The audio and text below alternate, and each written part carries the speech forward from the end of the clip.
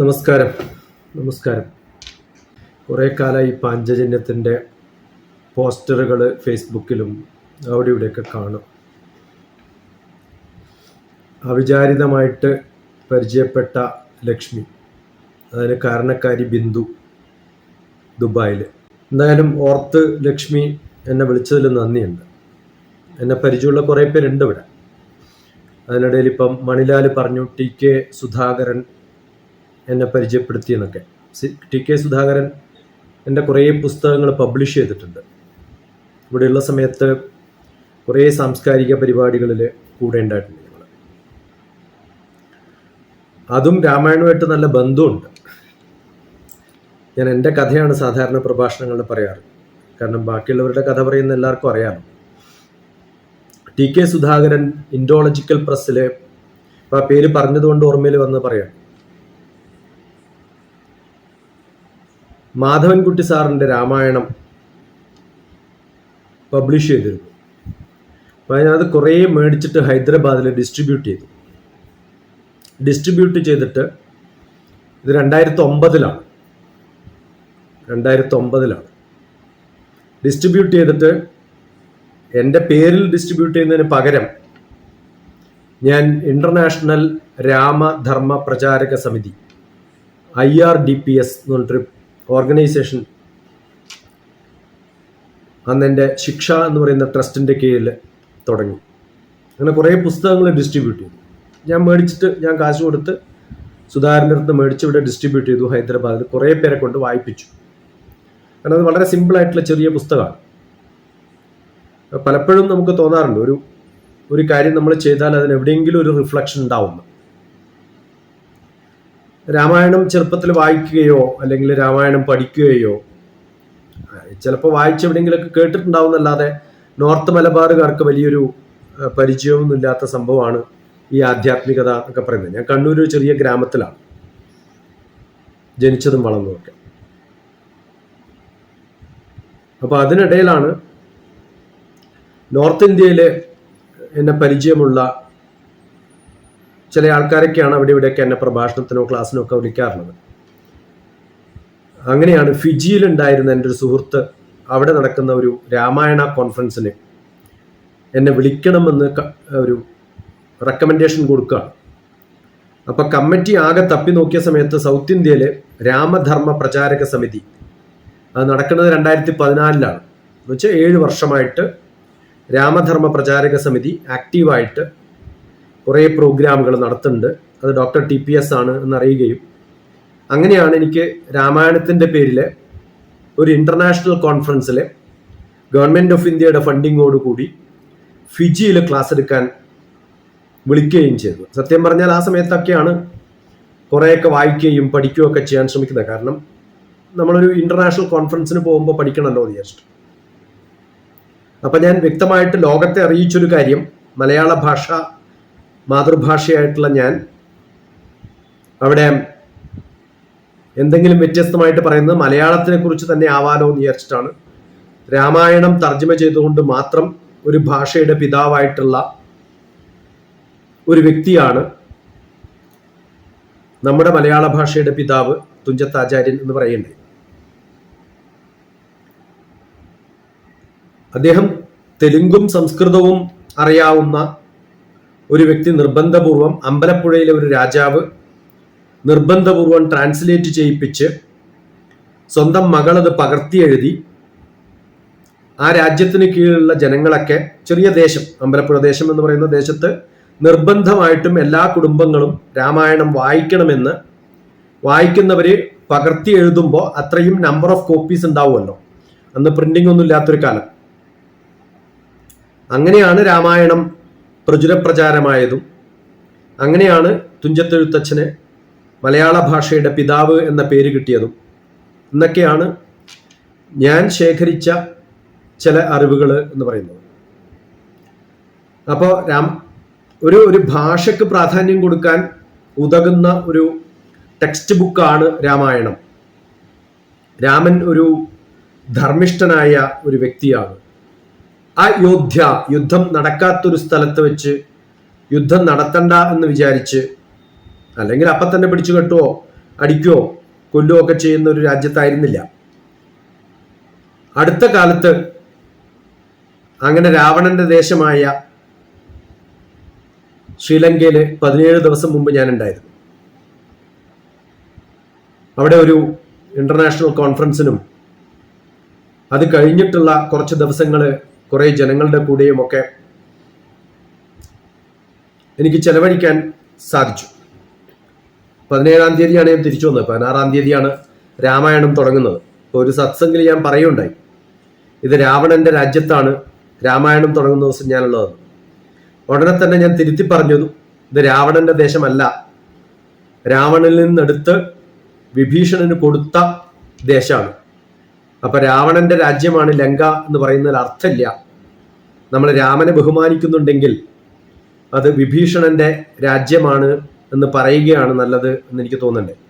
എനിക്ക് തീരെ ഇഷ്ടമല്ലാത്തൊരു പരിപാടിയായി ഓൺലൈൻ പരിപാടി. കാരണം കോവിഡ് കാലത്ത് വേറെ രക്ഷയൊന്നുമില്ലാത്തപ്പോൾ കുറേ ചെയ്തിട്ടുണ്ട്. ഡൽഹിയിൽ ഫിസിക്കലായിട്ട് 140-ലധികം പ്രഭാഷണം കൊടുത്തിട്ടുണ്ട്. 2007-2009 ഡൽഹിക്കാരൊക്കെ എന്നെ മറന്നു അത് കഴിഞ്ഞപ്പോൾ.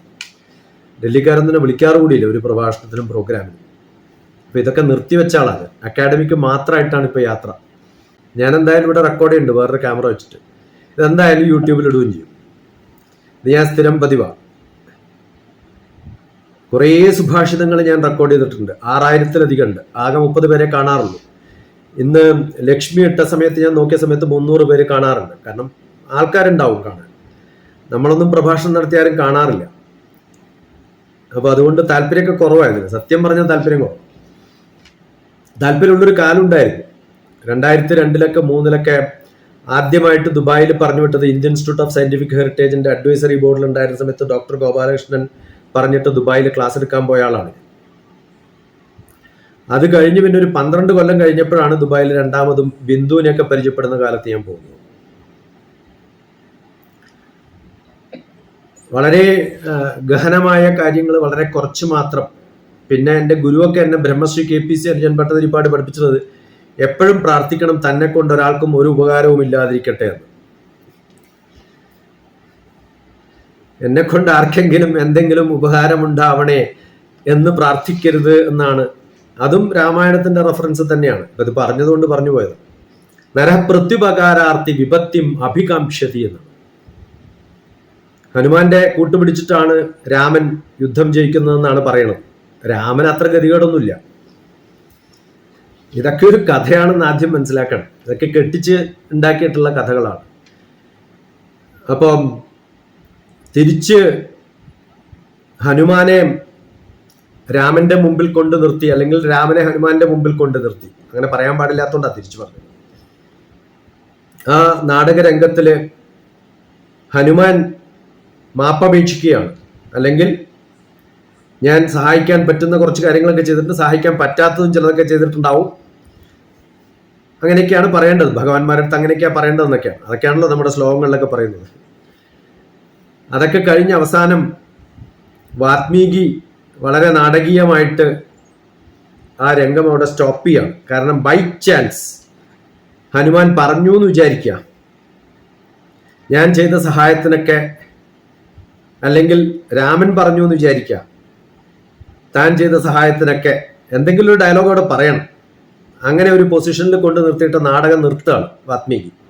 എന്നിട്ടൊരു ഫിലോസഫിക്കൽ സ്റ്റേറ്റ്മെന്റ് ആണ്. ആ ഫിലോസഫിക്കൽ സ്റ്റേറ്റ്മെന്റ് പ്രോബബ്ലി നമ്മുടെയൊക്കെ ജീവിതത്തിൽ എനിക്ക് നന്നായിട്ട് പറഞ്ഞു തന്നിട്ടുള്ള എൻ്റെ ഗുരു ബ്രഹ്മശ്രീ KPC അർജുൻ ഭട്ടതിരിപ്പാടാണ്. ഒരിക്കലും തന്നെ കൊണ്ട് ഉപകാരമില്ലെടുത്ത് താൻ നിൽക്കരുതെന്ന്. നമ്പർ 1. നമ്പർ 2, ആർക്കെങ്കിലും ഉപകാരമുണ്ട് എന്ന് വിചാരിച്ചിട്ട് എന്തെങ്കിലും ചെയ്തു കൊടുക്കരുതെന്നാണ്. ഇന്ന് 100ാമത്തെ ഫോൺ കോൾ കഴിഞ്ഞു ഞാനിപ്പം. അത് ഓരോന്നും 10-20 മിനിറ്റാണ് സംസാരിക്കുക. അതിലൊരു 3-4 റെക്കോർഡ് ചെയ്താലേ എൻ്റെ കമ്പ്യൂട്ടറിൽ പ്രോസസ്സ് ചെയ്തിട്ട് എനിക്ക് വീഡിയോ ഇടാൻ പറ്റുള്ളൂ. അതൊക്കെ 12ാം ക്ലാസ് കഴിഞ്ഞിട്ടുള്ള കുട്ടികൾക്ക് ഏത് കോഴ്സിന് എവിടെ ചേരണം എന്നറിയാൻ വേണ്ടിയിട്ടുള്ള വിളികളാണ്. അതെ, ഇലക്ട്രോണിക്സിന് ചേരണോ, അതൊക്കെ പറയുമ്പോൾ ഞാൻ പറയാനുള്ളത് എന്നെ കൊണ്ട് നിങ്ങൾക്കൊരു ഗുണമില്ലാണ്ടിരിക്കട്ടെ തന്നെയാണ്. കാരണം അവർക്ക് സ്വന്തം തീരുമാനമെടുക്കാനുള്ളൊരു കഴിവുണ്ടാക്കാൻ അതാണ് വേണ്ടത് എന്ന്. ഒരു ധനം കടം കൊടുക്കുന്ന ഒരാള് ആ ഇടയ്ക്ക് എന്നെ കാണാൻ വന്നോളൂ എന്ന് പറഞ്ഞാൽ അർത്ഥം നിങ്ങൾക്ക് ധനത്തിന് കുഴപ്പമുണ്ടാവട്ടെ എന്നാണ്. ഒരു അഡ്വക്കേറ്റ് ഇടയ്ക്കിടയ്ക്ക് കാണാൻ വരണം എന്ന് പറഞ്ഞാൽ നിങ്ങൾ കേസ് പെട്ടേ എന്നാണ്. ഒരു ഡോക്ടർ ഇടയ്ക്കിടയ്ക്ക് കാണണം എന്ന് പറഞ്ഞാൽ നിങ്ങൾക്ക് അസുഖമുള്ളവരാവട്ടെ എന്നാണ് പ്രാർത്ഥിക്കുന്നത്. ഏതൊരാളും അങ്ങനെയാണ്. ഒരു മാഷ് എപ്പോഴും ഇടയ്ക്കിടയ്ക്ക് കുട്ടികളെ കാണണം തോന്നിയാൽ കുട്ടികൾക്ക് വിവരം ഉണ്ടാവരുത്, ഞാൻ പറഞ്ഞു കൊടുത്തിട്ടേ പഠിക്കാവൂ എന്നുള്ളതാണ്. അപ്പൊ ഞാൻ എപ്പോഴും പ്രാർത്ഥിക്കാറുള്ളത് എന്നെ കൊണ്ട് ആർക്കും ഒരു ഉപകാരവും ഇല്ലാതിരിക്കട്ടെ.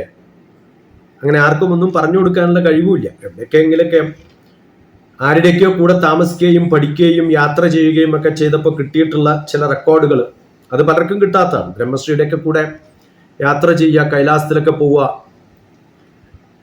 രാമൻ സീത തമ്മിലുള്ള ബന്ധം ശിവൻ പാർവതിക്ക് പറഞ്ഞു കൊടുത്ത സ്ഥലം കാണുക,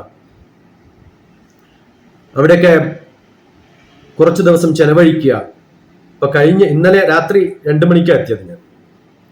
ഞാൻ എവിടെയായിരുന്നു എന്ന് ചോദിച്ചാൽ അയോധ്യയിൽ നിന്നും ഒരു 300 കിലോമീറ്റർ, അവിടുന്ന് കിഴക്കോട്ട് വടക്കോട്ട് കുറച്ച് പോയാൽ സീതയുടെ സ്ഥലമാണ്, അതിനിടയിൽ പെടുന്ന ഒരു സ്ഥലമാണ്. അവിടെയാണ് എൻ്റെ ഗോരഖ്പൂറിന് തൊട്ട് താഴെ, അവിടെയാണ് എൻ്റെ സ്ഥലം. ആ പോകുന്ന വഴിക്കാണ് ഞാൻ നീണ്ട ഒരു ഡിസ്കഷൻ എൻ്റെ ബ്രദറുമായിട്ട് നടത്തിയത്. അദ്ദേഹവും പറഞ്ഞു, ഭാസ്കര്യത്തിൽ ഞാൻ കുറെ ആക്റ്റീവ് ആയിട്ടുണ്ട് കുറെ കാലം. ഞാൻ പേര് പറയുന്നില്ല, കാരണം അദ്ദേഹത്തിന് വിഷമം തോന്നണ്ട. ഇപ്പം ഞാൻ ആക്റ്റീവ് അല്ല, അതുകൊണ്ടാണ്.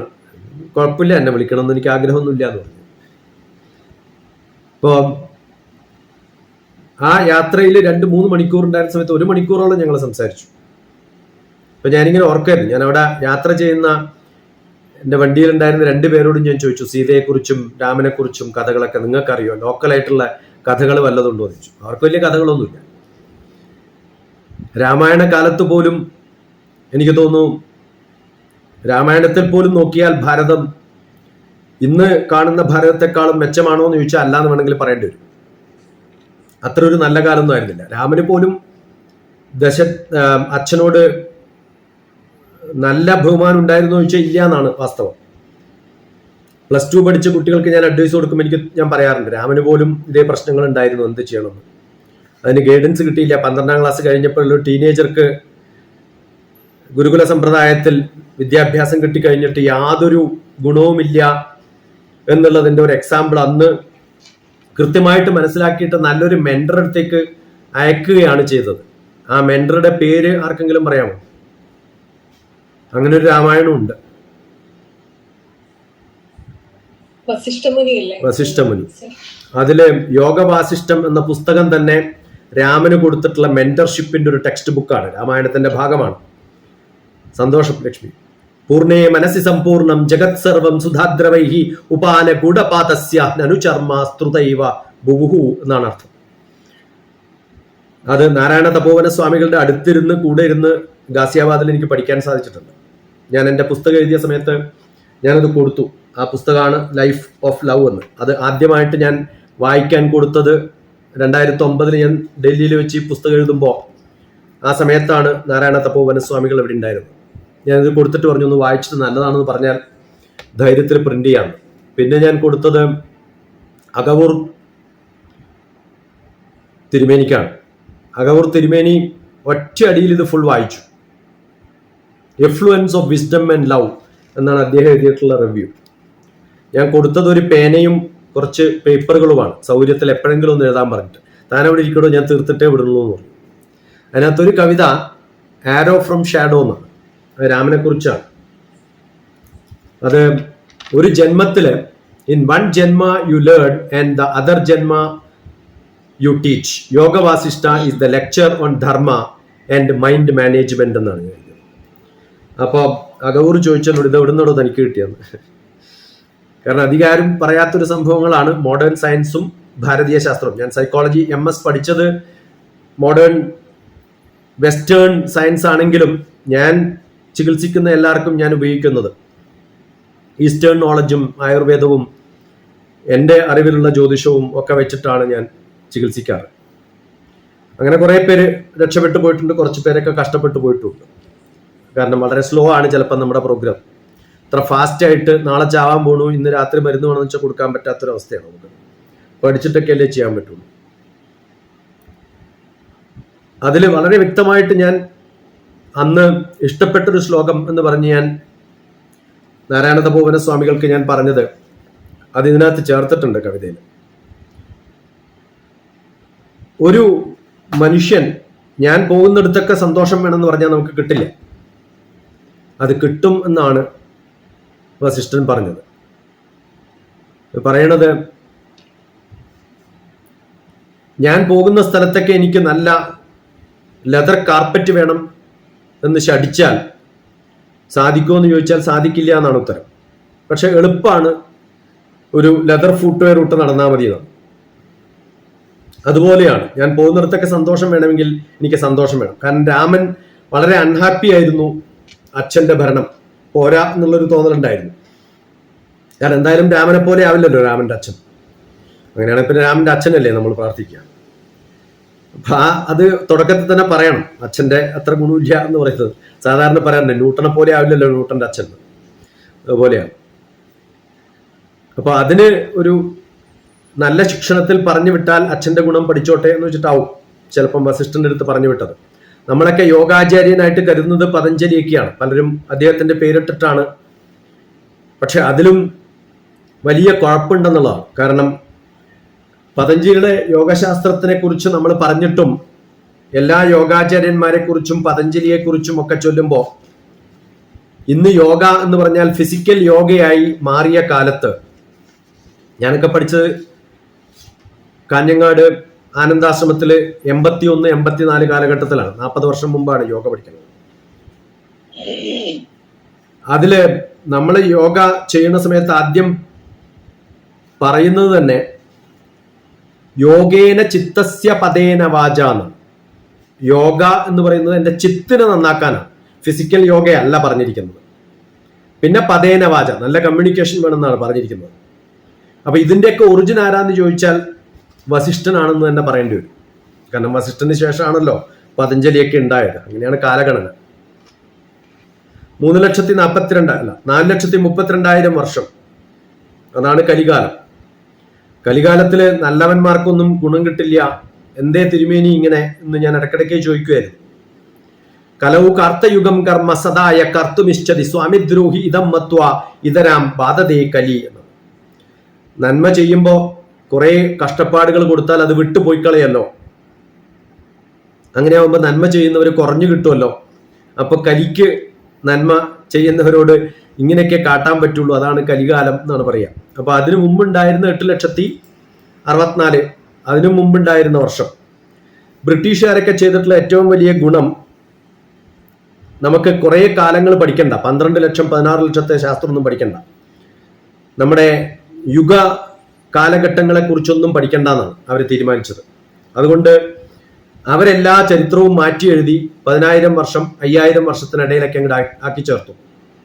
ഭാരതവർഷം എന്ന് പറഞ്ഞിട്ട് പണ്ട് മിറർ ഓഫ് ഇന്ത്യ എന്ന് പറഞ്ഞ് 10-24 വർഷം മുമ്പ് ഞാനൊരു വെബ്സൈറ്റ്, ഞാനും എൻ്റെ കുറച്ച് സുഹൃത്തുക്കളും, അവർ വളരെ അതോറിറ്റേറ്റീവായിട്ട് ഇതിനെക്കുറിച്ച് റിസർച്ച് ചെയ്യുന്നവരാണ്. സംസ്കൃത ഒരു ദിവസത്തെ ഒരു ക്ലാസ്സിൽ ഞാൻ എപ്പോഴും പറയുണ്ടായി. എൻ്റെ കൃത്യമായിട്ടുള്ള റെഫറൻസ് വേണമെങ്കിൽ ഞാൻ എപ്പോഴെങ്കിലും അയച്ചു തരാം. ആ ടെക്സ്റ്റിൽ കൃത്യമായിട്ട് എങ്ങനെയാണ് വെസ്റ്റേൺ സയൻസ് ഭാരതീയമായ ശാസ്ത്രത്തെ ഇല്ലാതാക്കാൻ വേണ്ടി കാലഗണനയില് വലിയ മാറ്റങ്ങൾ വരുത്തിയത് എന്ന് കാണാം. അതല്ലെങ്കിൽ നമ്മുടെ റെഫറൻസ് വെച്ച് നമ്മൾ നോക്കുകയാണെങ്കിൽ പല ടെക്സ്റ്റ് ബുക്കുകളിലും പണ്ട് പറഞ്ഞിട്ടുള്ള റെഫറൻസുകളൊക്കെ ഇന്ന് പറഞ്ഞിട്ടുള്ള റെഫറൻസുകളുമായിട്ട് വലിയ വ്യത്യാസം കാണാൻ പറ്റും. കാരണം നമ്മുടെ എല്ലാ പുരാണ ഇതിഹാസങ്ങളും വേദങ്ങളും 10,000 വർഷങ്ങൾ മാത്രമല്ല പഴക്കം.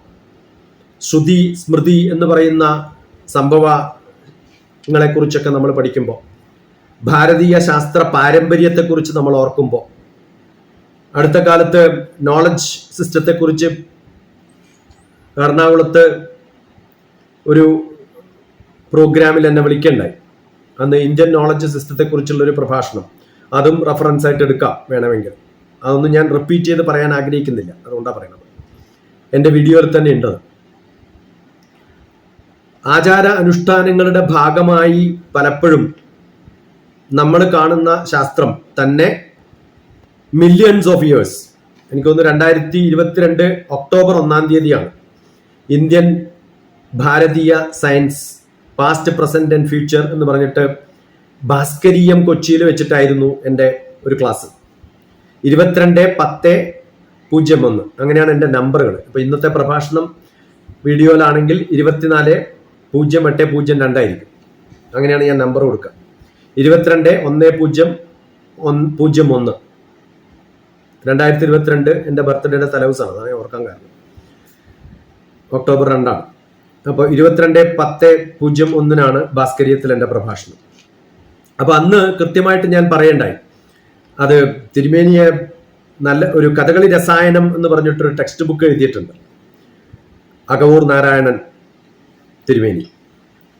അപ്പൊ ഞാനിങ്ങനെ പറയണ്ടായി, ഈ ഭാരതീയ കലകളിലൊക്കെ നല്ലപോലെ കെമിസ്ട്രി ഉണ്ടെന്ന് പറഞ്ഞു. അതെന്തേ കാരണം എന്ന് വെച്ചപ്പോൾ കഥകളി രസം ആണല്ലോ, രസായനത്തിലൊക്കെ രസാണ്, അതൊക്കെ കെമിസ്ട്രിയിലാണ് ഉണ്ടാവുക സാധാരണ രസം എന്നാണ് പറയുക. ആചാരാനുഷ്ഠാനങ്ങളിലൊക്കെ ഒരു രസമുണ്ട്. അത് കൃത്യമായിട്ട് മനസ്സിലാക്കുമ്പോഴാണ് നമ്മൾ അത് സയൻസ് എന്താണെന്ന് ചോദിക്കുമ്പോൾ സാക്ഷാത് അനുഭവേദൃഷ്ടോ ന ശ്രുതോ ന ഗുരുദർശിത ലോകാനാം ഉപകാരായ എതത് സർവം പ്രദർശിതം എന്നാണ്. ലോകത്തിന് ഉപകാരപ്രദമായതൊക്കെ സയൻസാണ്. അല്ലെങ്കിൽ സൈക്കോളജി, ഞാനിപ്പോൾ പറഞ്ഞ യോഗശാസ്ത്രം, സാങ്കേതികമായി ശാസ്ത്രീയമായി രാമായണത്തിൽ എന്തുണ്ട് എന്ന് ചോദിക്കുമ്പോൾ എൻ്റെ മനസ്സിൽ ആദ്യം വന്നത് സൈക്കോളജിയാണ്. സൈക്കോളജി ഒരു ട്രീറ്റ്മെന്റ് ആണ്. അത് യോഗയിലൂടെ ആയാലും സൈക്കോളജിയിലൂടെ ആയാലും നമ്മൾ കൊടുക്കുന്ന BA സൈക്കോളജിയാണ്. പക്ഷെ BSc സൈക്കോളജിയും ക്ലിനിക്കൽ സൈക്കോളജിയും PhD സൈക്കോളജിയും എഡ്യൂക്കേഷണൽ സൈക്കോളജിയും MS in സൈക്കോളജിയും ഒക്കെ ചികിത്സയ്ക്ക് യോഗ്യരാണോ എന്ന് വെച്ചാൽ അല്ല. പക്ഷെ സൈക്കോളജിയിൽ വളരെ മെഡിസിൻ കൊടുക്കാതെ തന്നെ ഉള്ള, ഇനി മെഡിസിൻ കൊടുക്കണമെങ്കിലും കൊടുക്കാം. ഭാരതീയ ശാസ്ത്ര പരമ്പരയും നോക്കിക്കഴിഞ്ഞാൽ നമ്മൾ സാധാരണ ഗുരുർ ബ്രഹ്മ ഗുരുർ വിഷ്ണു ഗുരുർ ദേവോ മഹേശ്വര ഗുരു സാക്ഷാത് പരംബ്രഹ്മ തസ്മൈ ശ്രീ ഗുരവേ നമഃ അജ്ഞാന തിമിരന്തസ്യ ജ്ഞാനാഞ്ജനശലാകയ ചക്ഷുരുന്മീലിതമ്യേന തസ്മൈ ശ്രീ ഗുരവേ നമഃ എന്നാണ് പറയാ. അജ്ഞാനം തിമിരമാണെന്നാണ്, കാറ്ററാക്റ്റ് ആണ്. അജ്ഞാന തിമിരന്തസ്യ, അജ്ഞാനമാകുന്ന തിമിരം ബാധിച്ച്. അജ്ഞാനം വേണമെന്നില്ല, ജ്ഞാനുണ്ടെന്ന് ധരിക്കുന്നത് തന്നെ വലിയൊരു അജ്ഞാനം. അജ്ഞാന തിമിരന്തസ്യ, അങ്ങനെ തിമിരം ബാധിച്ച് എനിക്ക് കാണുമെന്നുള്ള ധാരണയിൽ തെറ്റായിട്ട് കാണുന്നതൊക്കെ അതാണ് സത്യം എന്ന് വിചാരിക്കുന്ന കുറേ മഹാന്മാര് ലോകത്ത് ജീവിച്ചിരിക്കുമ്പോൾ, കുഞ്ഞുണ്ണി മാഷ് പറഞ്ഞതുപോലെ കപടലോകത്തിൽ ഇന്ന് എനിക്കൊരു ആത്മാർത്ഥ അല്ല, കപടലോകത്തിൽ എന്നുടെ കാപട്യം സകലരും കാൺമതാണൻ പരാജയം എന്നാണ് കുഞ്ഞുണ്ണി മാഷ് മാറ്റി പറഞ്ഞത്. അതുപോലെയാണ് കക്കാൻ പഠിച്ചോ നിൽക്കാൻ അറിയണം എന്ന് പറഞ്ഞ പോലെ ഭാരതീയ ശാസ്ത്ര പാരമ്പര്യം നമ്മൾ പറയുമ്പോൾ 2 തരത്തിലുള്ള ജനങ്ങളുണ്ടെന്നാ പറയാം. ഭാരതീയത്തിന്റെ കണ്ടുപിടുത്തമാണ് ബിഗ് സീറോ എന്ന് വെച്ചാൽ അവരൊന്നും കണ്ടുപിടിച്ചിട്ടില്ല എന്ന് പറയാം. It's a big zero that India invented, or zero is invented by Indians. അങ്ങനെ രണ്ടും പറയാന്ന് പറയാറുണ്ട്. രാമായണത്തെ കുറിച്ച് പറയുമ്പോൾ അതിനകത്ത് ഒരു സയൻസും ഇല്ല, വെറും മിത്താണെന്ന് പറയാം. മിത്ത് എന്നുള്ള വാക്കിന് സങ്കല്പം എന്നുള്ള അർത്ഥമാണ്. എല്ലാ ശാസ്ത്രവും സങ്കല്പത്തിൽ നിന്നാണ് തുടങ്ങുക. ആദ്യം തന്നെ നമ്മൾ ഒരു സിനോപ്സിസ് എഴുതി കൊടുക്കുമ്പോൾ കണ്ടുപിടിച്ച കാര്യങ്ങളല്ല റിസർച്ചിനെ ഗവേൺ ചെയ്യുക. ആദ്യം ഒരു സങ്കല്പത്തിലാണ് വരിക. ഇത് പുസ്തകമാണോ എന്ന് ചോദിച്ചാൽ ഞാൻ വിശ്വസിക്കുന്നു പുസ്തകമാണ്, അതുകൊണ്ടാണ് തുറന്നു നോക്കുന്നത്. കാണുമ്പോൾ പുസ്തകം പോലെ ഉണ്ടെന്നാ പറയാം. അത് കഴിഞ്ഞിട്ടാണ് ഞാൻ അതിനകത്ത് വായിക്കാൻ എന്തെങ്കിലും ഉണ്ടെന്ന് കാണുമ്പോൾ അത് പുസ്തകമാണെന്ന് ഞാൻ മനസ്സിലാക്കുന്നത്. ആദ്യം വിശ്വാസവും പിന്നെ മനസ്സിലാക്കലുമാണ്. അറിവ് വിശ്വാസത്തിൽ നിന്നാണ് തുടങ്ങേണ്ടത്. എനിക്ക് എൻ്റെ ഗുരുവിൽ വിശ്വാസമുള്ളപ്പോഴാണ് ഞാൻ അദ്ദേഹത്തെ പോയി കാണുന്നത്. അത് കഴിയുമ്പോഴാണ് അദ്ദേഹം പറയുന്നത് കേൾക്കാൻ ഒരു ശ്രമം നടക്കുന്നത്. ആ ശ്രമം നടക്കുമ്പോഴാണ് പഠിക്കാൻ സാധിക്കുന്നത്. എനിക്ക് വിശ്വാസമില്ലാത്ത ഒരിടത്ത് പോയിരുന്നാൽ പഠിക്കാൻ സാധിക്കില്ല. ഇപ്പൊ രാമായണത്തിന്റെ കഥകള് വായിച്ച് മനസ്സിലാക്കി അതിൻ്റെ കാലഗണന എവിടെ എപ്പോ നടന്നു, വ്യത്യസ്തമായ ടെക്സ്റ്റ് പുസ്തകങ്ങളിൽ എവിടെയൊക്കെയാണ് അതിൻ്റെ റെഫറൻസ് പറഞ്ഞിട്ടുള്ളത്, ഏത് കാലത്താണ് പറഞ്ഞിട്ടുള്ളത്. അതിനകത്ത് നമുക്ക് ആയുർവേദം കാണാം. സീതയെ ചികിത്സിക്കാൻ വേണ്ടി ലക്ഷ്മണൻ ഉപയോഗിക്കുന്ന ആയുർവേദ മരുന്ന് ഏത് സ്ഥലത്ത് നിന്ന് പറിച്ചു, എവിടെ നിന്നാണ് കൊണ്ടുവന്നത്, ഇപ്പോഴും അവിടെ അത്തരം ചെടികളും ഒക്കെ ഉണ്ടോ. പുഷ്പക വിമാനം രാവണൻ്റെതാണ് എന്ന് നമുക്കറിയാം. പക്ഷെ രാവണനല്ല അതുണ്ടാക്കിയത്, കുബേരൻ്റെതാണ്. കുബേരനിൽ നിന്ന് രാവണൻ എടുത്തുകൊണ്ട് പോയതാണ്, മോഷ്ടിച്ചതാണ്. അത്യാവശ്യം വരുമ്പോൾ. അത് കഴിഞ്ഞ് തിരിച്ചു കൊടുത്തു. വിഭീഷണന്റെ കാലത്ത് യുദ്ധം കഴിഞ്ഞപ്പോൾ തിരിച്ചേൽപ്പിച്ചു കുബേരന്. ഞാൻ കൈലാസത്തിലേക്ക് പോകുന്ന സമയത്ത് പണ്ട് വെള്ളത്തോളിന്റെ ശിഷ്യനും മകനും ഒക്കെ പഠിച്ചതിന് ശേഷമാണ് കോളേജിൽ പഠിച്ച ചില ശ്ലോകങ്ങളൊക്കെ ഓർമ്മയുണ്ടായിരുന്നു. മികവുടയ കുബേര പത്തനത്തിൽ സുഗനകമാകിയ താഴികക്കുടങ്ങൾ പകൽ പകുതി പടന്ന ഭാസ്കരന്തൻ പ്രകടമരീചികളാൽ തിളങ്ങി മിന്നി പല പല മണിമേട രണ്ടുപാടും വിലസിന തൽപുരരഥയിങ്കലൂടെ അലർ ശരരിപുവിൻ മഹാദ്രിതൻ നേർ കലകു വിഭാവനൊരു അന്തണൻ ഗമിപ്പു സുമഹിത മുനിവേഷമാമവൻ തൻ ഭ്രമരവൃതംബുചരമ്യമാം മുഖത്തിൽ വിമലതരോട് ഉദിച്ചുയരുന്നതേറെ ശമഗുണമുള്ളൊരു വീരലക്ഷ്മി അത്രേ വരജട വിവിധക്ഷമാലമാന്തോൽ മരപുരി സർവശരീര ഭസ്മലേപം പരമിതുകളിലൊന്നിലും മറഞ്ഞിൽ ഉരപെറുമ യുവ താപസന്റെ ദർപ്പം. ആ താപസൻ കേരളത്തിൽ നിന്ന് പോയ പരശുരാമനായിരുന്നു. ആ പരശുരാമനെ കണ്ടപ്പോ ഈ പരശുരാമനിൽ എനിക്ക് മക്കൾ ഉണ്ടാവണമേ എന്ന് പ്രാർത്ഥിച്ച കുബേരന്റെ നാട്ടിലെ സുന്ദരികളെ കുറിച്ച് അവിടെ വർണ്ണിക്കുന്നുണ്ട്. അതൊക്കെ കഴിഞ്ഞ് ഗുരുവിനെ കാണാൻ പോയ സമയത്ത് ചെല്ലാം പ്രണത ശിഷ്യനു ദേശീയങ്കൽ സ്ഥലം സമയം എന്നിവ നോക്കിടാതെ എന്നൊക്കെ പറയുന്ന ആ കവിത വായിച്ചു കഴിഞ്ഞിട്ടാണ് ഞാൻ ആ വഴിയിലൂടെ നടന്നു പോകുന്നത്. അപ്പോഴാണ് മനസ്സിലാവുന്നത് പണ്ട് സീത കുളിക്കാൻ പോയ സ്ഥലം ഇവിടെയാണെന്ന്. അവിടെ വെള്ളമില്ല, അവിടെ പൂക്കളില്ല, അവിടെ 5 ദളമുള്ള പൂക്കള് ഭൂമിയോട് അടുത്ത് കടന്നാൽ 1 സെന്റിമീറ്റർ വളർന്ന ഭാഗ്യം. അത് ഭൂമിയോട് അടുത്ത് കടന്നാൽ 4 അതളും കാറ്റടിച്ചു കൊണ്ടുപോകും. അങ്ങനെ ഒരതള് ഭൂമിയിൽ പതിഞ്ഞു കിടക്കണ്ടാവും. അങ്ങനെയുള്ള പൂക്കൾ മാത്രമുള്ള സ്ഥലത്ത് എങ്ങനെയാ സീത ഉണ്ടായതെന്ന് ചോദിച്ചാൽ എങ്ങനെയാണ് അത്? കാളിദാസൻ പണ്ട് എഴുതിയ മേഘസന്ദേശം യക്ഷചക്രേ ജനകഥനയ സ്നാനപുണ്യോദകേഷു കശ്ചിൽ കാന്താവിരഹഗുണ സ്വാധികാര പ്രമത്ത ശാപേന സ്തംഗമിത മഹിമോ വർഷഭു. അങ്ങനെയൊക്കെയാണ് കാളിദാസൻ എഴുതിയത്. അത് കുഞ്ഞിക്കുട്ടൻ തമ്പുരാന്റെ അസല് വിവർത്തനുണ്ട്. പേരോർക്കുന്നീല കൃത്യപ്പിഴ പിഴയുകയാൽ സ്വപ്രഭാവങ്ങൾ പോയിപ്പോയോരോ മൽക്കന്തയെ വിട്ട് അധികഠിനമൊരണ്ടയ്ക്കഴും സ്വാമി ശാപാൽ. അതിൽ പറയുന്നുണ്ട്, സീത കുളിക്കാൻ പോകുന്ന സമയത്ത് 2 വൃക്ഷങ്ങളുടെ ഇടയിലൂടെ സീതക്ക് കടക്കാൻ മാത്രം ഗ്യാപ്പ് ഉണ്ടായിരുന്നില്ല. വെള്ളം എവിടെയാണെന്ന് ശബ്ദം കൊണ്ട് സീതക്ക് കേൾക്കാം. അവിടെയാണ് കുളിക്കാൻ പോകേണ്ടത്. ആ പുഴയിൽ പോകണം. ആ ശബ്ദം കേട്ടിട്ട് സീത പോവാൻ നോക്കുന്ന സമയത്ത് ചോലവൃക്ഷങ്ങള് അത്രയും ചോലവൃക്ഷങ്ങളോട് അവന് സുധാ സ്നാന സംശുദ്ധമാം തണ്ണീരോലും രാമഗിരിയാശ്രമ ആ കാട്ടിലാണ് സീത നടന്നതെന്നാണ്. എൻവിറോൺമെന്റ് സയൻസ് പഠിപ്പിക്കുമ്പോൾ മനുഷ്യന് വേണമെങ്കിൽ ഒരു സ്ഥലത്തെ അത്രയും കാടുണ്ടായിരുന്ന സ്ഥലത്തെ കാളിദാസന്റെ കാലത്തിൽ നിന്ന് ഈ കാലത്തിലേക്ക് വരുമ്പോഴത്തേക്കും അങ്ങനെ കാടില്ലാതാക്കണമെങ്കിൽ കുബേരൻ എന്ന് പറയുന്ന ഒരു റിച്ച് ആയിട്ടുള്ള മനുഷ്യന്റെ ആ പ്രതലത്തിൽ ഇപ്പൊ നടക്കുന്ന മനുഷ്യന്മാര്, ഞാനൊക്കെ പോകുന്ന സമയത്ത് ഞാനും തിരുമേനിയൊക്കെ കുറെ ഡ്രൈ ഫ്രൂട്ട്സും കൊണ്ടാണ് പോയത്. കാരണം ഒന്നും കിട്ടിയില്ലെങ്കിലും ഇത് കഴിക്കാനോ വെച്ചിട്ട്. അപ്പൊ ആരെങ്കിലും ഭിക്ഷയ്ക്ക് ചോദിക്കുന്ന സമയത്ത് ഡ്രൈ ഫ്രൂട്ട്സ് കൊടുക്കും ഞങ്ങൾ. അപ്പൊ അവര് നോക്കിയിട്ട് എറിയും. കാരണം അവര് ജീവിതത്തിൽ ഇതുവരെ കാണാത്തൊരു സാധനം, അത് തിന്നാനുള്ളതാണെന്ന് അവർക്ക് വിശ്വാസമില്ല. അത്രയും പാവപ്പെട്ടവർ, ഒരു ഡ്രൈ ഫ്രൂട്ട്സ് കണ്ടാൽ മനസ്സിലാവാത്തവർ. ഞാനന്ന് എഴുതാൻ ഉപയോഗിച്ച പേന അത് വേണം ഇത് വേണം എന്നൊക്കെ പറയാവര്. എന്തിനാണെന്ന് അവർക്ക് അറിയില്ല. കണ്ണട വേണം എന്ന് പറയും. കാരണം പലരുടെയും കണ്ണിന് കാഴ്ചയില്ല എന്നുള്ളതാണ് സത്യം. സൂര്യരശ്മി അടിച്ചിട്ട് അടിച്ചു പോയിട്ടുണ്ടാവും. അപ്പൊ കണ്ണട കാണുമ്പോൾ അത് വേണമെന്ന് പറയും. കയ്യിലുള്ള പേന വേണമെന്ന് പറഞ്ഞപ്പോൾ ഞാൻ ഒരു പേന കൊടുത്തു, ഈ കുട്ടി എന്താ ചെയ്യണമെന്ന് അറിയാൻ വേണ്ടിയിട്ട്. 17 വയസ്സായ കുട്ടികൾ ഒന്നും ഉണ്ടാവില്ല, ഡ്രസ്സേ ഉണ്ടാവില്ല. ആകെ യാക്ക് എന്ന മരത്തിന്റെ ചോര ഒലിക്കുന്ന ഒരു തൊലിയാണ് അവർ ഉടുത്തിരിക്കുന്നത്. ചോര ഒലിക്കുന്ന ഉടുക്കാൻ കാരണം അതിന് കുറച്ചുകൂടി ചൂട് അധികം കിട്ടുമല്ലോ എന്ന് വെച്ചിട്ടാണ്. അത്രയും ആ തണുപ്പത്ത് അവർ നമ്മൾ ഗ്ലാസ് തുറന്നിട്ട് പേന കൊടുത്തു. ആ പേന എടുത്തുകൊണ്ട് പോയിട്ട് ഒരു കല്ലിന്റെ മുകളിൽ വെച്ചിട്ട് മറ്റേ കല്ലുകൊണ്ട് അടിച്ചിട്ട് പൊട്ടിച്ചിട്ട് ആ മഷി എടുത്തിട്ട് നെയിൽ പോളിഷ് ഇടുകയാണ്. കുബേരന്റെ നാട്ടിലുണ്ടായിരുന്ന ഒരു മനുഷ്യന്റെ കഥ ആലോചിച്ച് നോക്കണം. നമ്മുടെ ഇന്ദ്രപ്രസ്ഥത്തിൽ നിന്ന് അവിടത്തേക്ക് 1000 കിലോമീറ്ററിന് അടുത്തേ ഉള്ളൂ. ഒരു കാലത്ത് ഭാരതത്തിന്റെ ഭാഗമായിരുന്ന ടിബറ്റ് എന്ന് പറയുന്ന സാഫ്രൻ ധരിച്ച ഏത് സ്വാമിയെ കണ്ടാലും ചൈനീസുകാര് പോലീസുകാർ അടിച്ചോടിക്കുന്നത് കണ്ടിട്ടുണ്ട് ഞാൻ. ഇന്നത്തെ കൈലാസല്ല ഞാൻ പോകുന്ന കാലത്ത്, 10-20-30 വർഷം മുമ്പ് പോയത് ആ സമയത്ത്. അപ്പൊ ആ കാലഘട്ടത്തിലൊക്കെ നമ്മൾ ആ യാത്ര ചെയ്യുന്ന സമയത്ത് ഓരോ ക്വസ്റ്റ്യൻസ് ഇങ്ങനെ ചോദിക്കും തിരുമേനിയോട്. അവിടെ നിന്നും വന്ന സീത അല്ലെങ്കിൽ അവിടെ നിന്നുണ്ടായിരുന്ന രാമൻ എങ്ങനെയാണ് കൈലാസത്തിലേക്ക്, എങ്ങനെയാണ് ശങ്കരാചാര്യർ പോയതെന്ന് ചോദിക്കുന്ന സമയത്ത് തിരുമേനി പറഞ്ഞ ഒരു ഒരു നല്ല ശ്ലോകമുണ്ട്.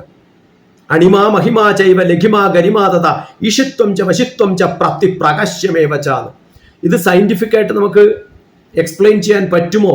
മനുഷ്യൻ എങ്ങനെയാണ് ഇങ്ങനെയൊക്കെ യാത്ര ചെയ്തത്? രാമൻ യാത്ര ചെയ്തതിന്റെ മാപ്പ് കൃത്യമായിട്ട് നോക്കണം. ഞാൻ റിപ്പീറ്റ് ചെയ്യുന്നില്ല, കാരണം ലക്ഷ്മി ഇന്ന് അയച്ച വീഡിയോയിൽ കുറേ വിശദമായിട്ട് ഓരോ സ്ഥലവും പറയുന്നുണ്ട്. ഞാൻ ഇന്ന് പറയണമെന്നൊക്കെ വിചാരിച്ചതാണ്, കാരണം ആ ഭാഗത്തൂടെയൊക്കെ ഞാൻ ഇന്നലെയും മിഞ്ഞാന്നൊക്കെ യാത്ര ചെയ്തുകൊണ്ട് ഓർമ്മയുണ്ട്. അങ്ങനെ ചിത്രകൂട് എന്ന് പറയുന്ന മധ്യപ്രദേശിലെ സ്ഥലം, ഞാൻ അവിടെ പോയ സമയത്താണ് ഖജരാവോയിൽ പോയത്. ഖജരാവോന്റെ പഴയ പേര് ആർക്കെങ്കിലും അറിയാമോ?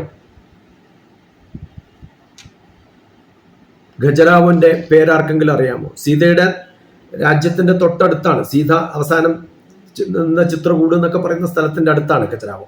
ഖജരാവോന്റെ പഴയ പേരാണ് വാത്സ്യപുരം. ആ വാത്സ്യപുരം എന്ന് പറയുന്നതാണ് പന്ന എന്ന് പറയുന്ന NMDCയുടെ ഓഫീസിന്റെ, നമ്മുടെ ഏറ്റവും വലിയ സമ്പത്ത് എന്ന് പറയുന്ന ഖജരാവോയിലാണ്.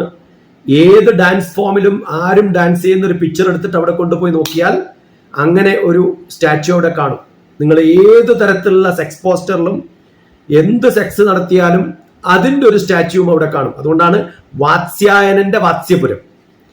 അത് വളരെ പ്രസിദ്ധമായിട്ടുള്ള വാത്സ്യായനന്റെ വാത്സ്യപുരാണെന്ന് പലർക്കും അറിയില്ല. അവിടെ ചെറിയൊരു ബോർഡുണ്ട് ബ്ലാക്കിൽ എഴുതി വെച്ചിട്ട്, കരിങ്കൽ ആർച്ച്. അത് കാടൊക്കെ പിടിച്ചു കിടക്കാൻ ഞാൻ മാറ്റിയിട്ടാണ് നോക്കിയത്. വാത്സ്യപുരം എന്നാണ് ഇതിന്റെ പഴയ പേരെന്ന് എഴുതിയിട്ടുണ്ട്.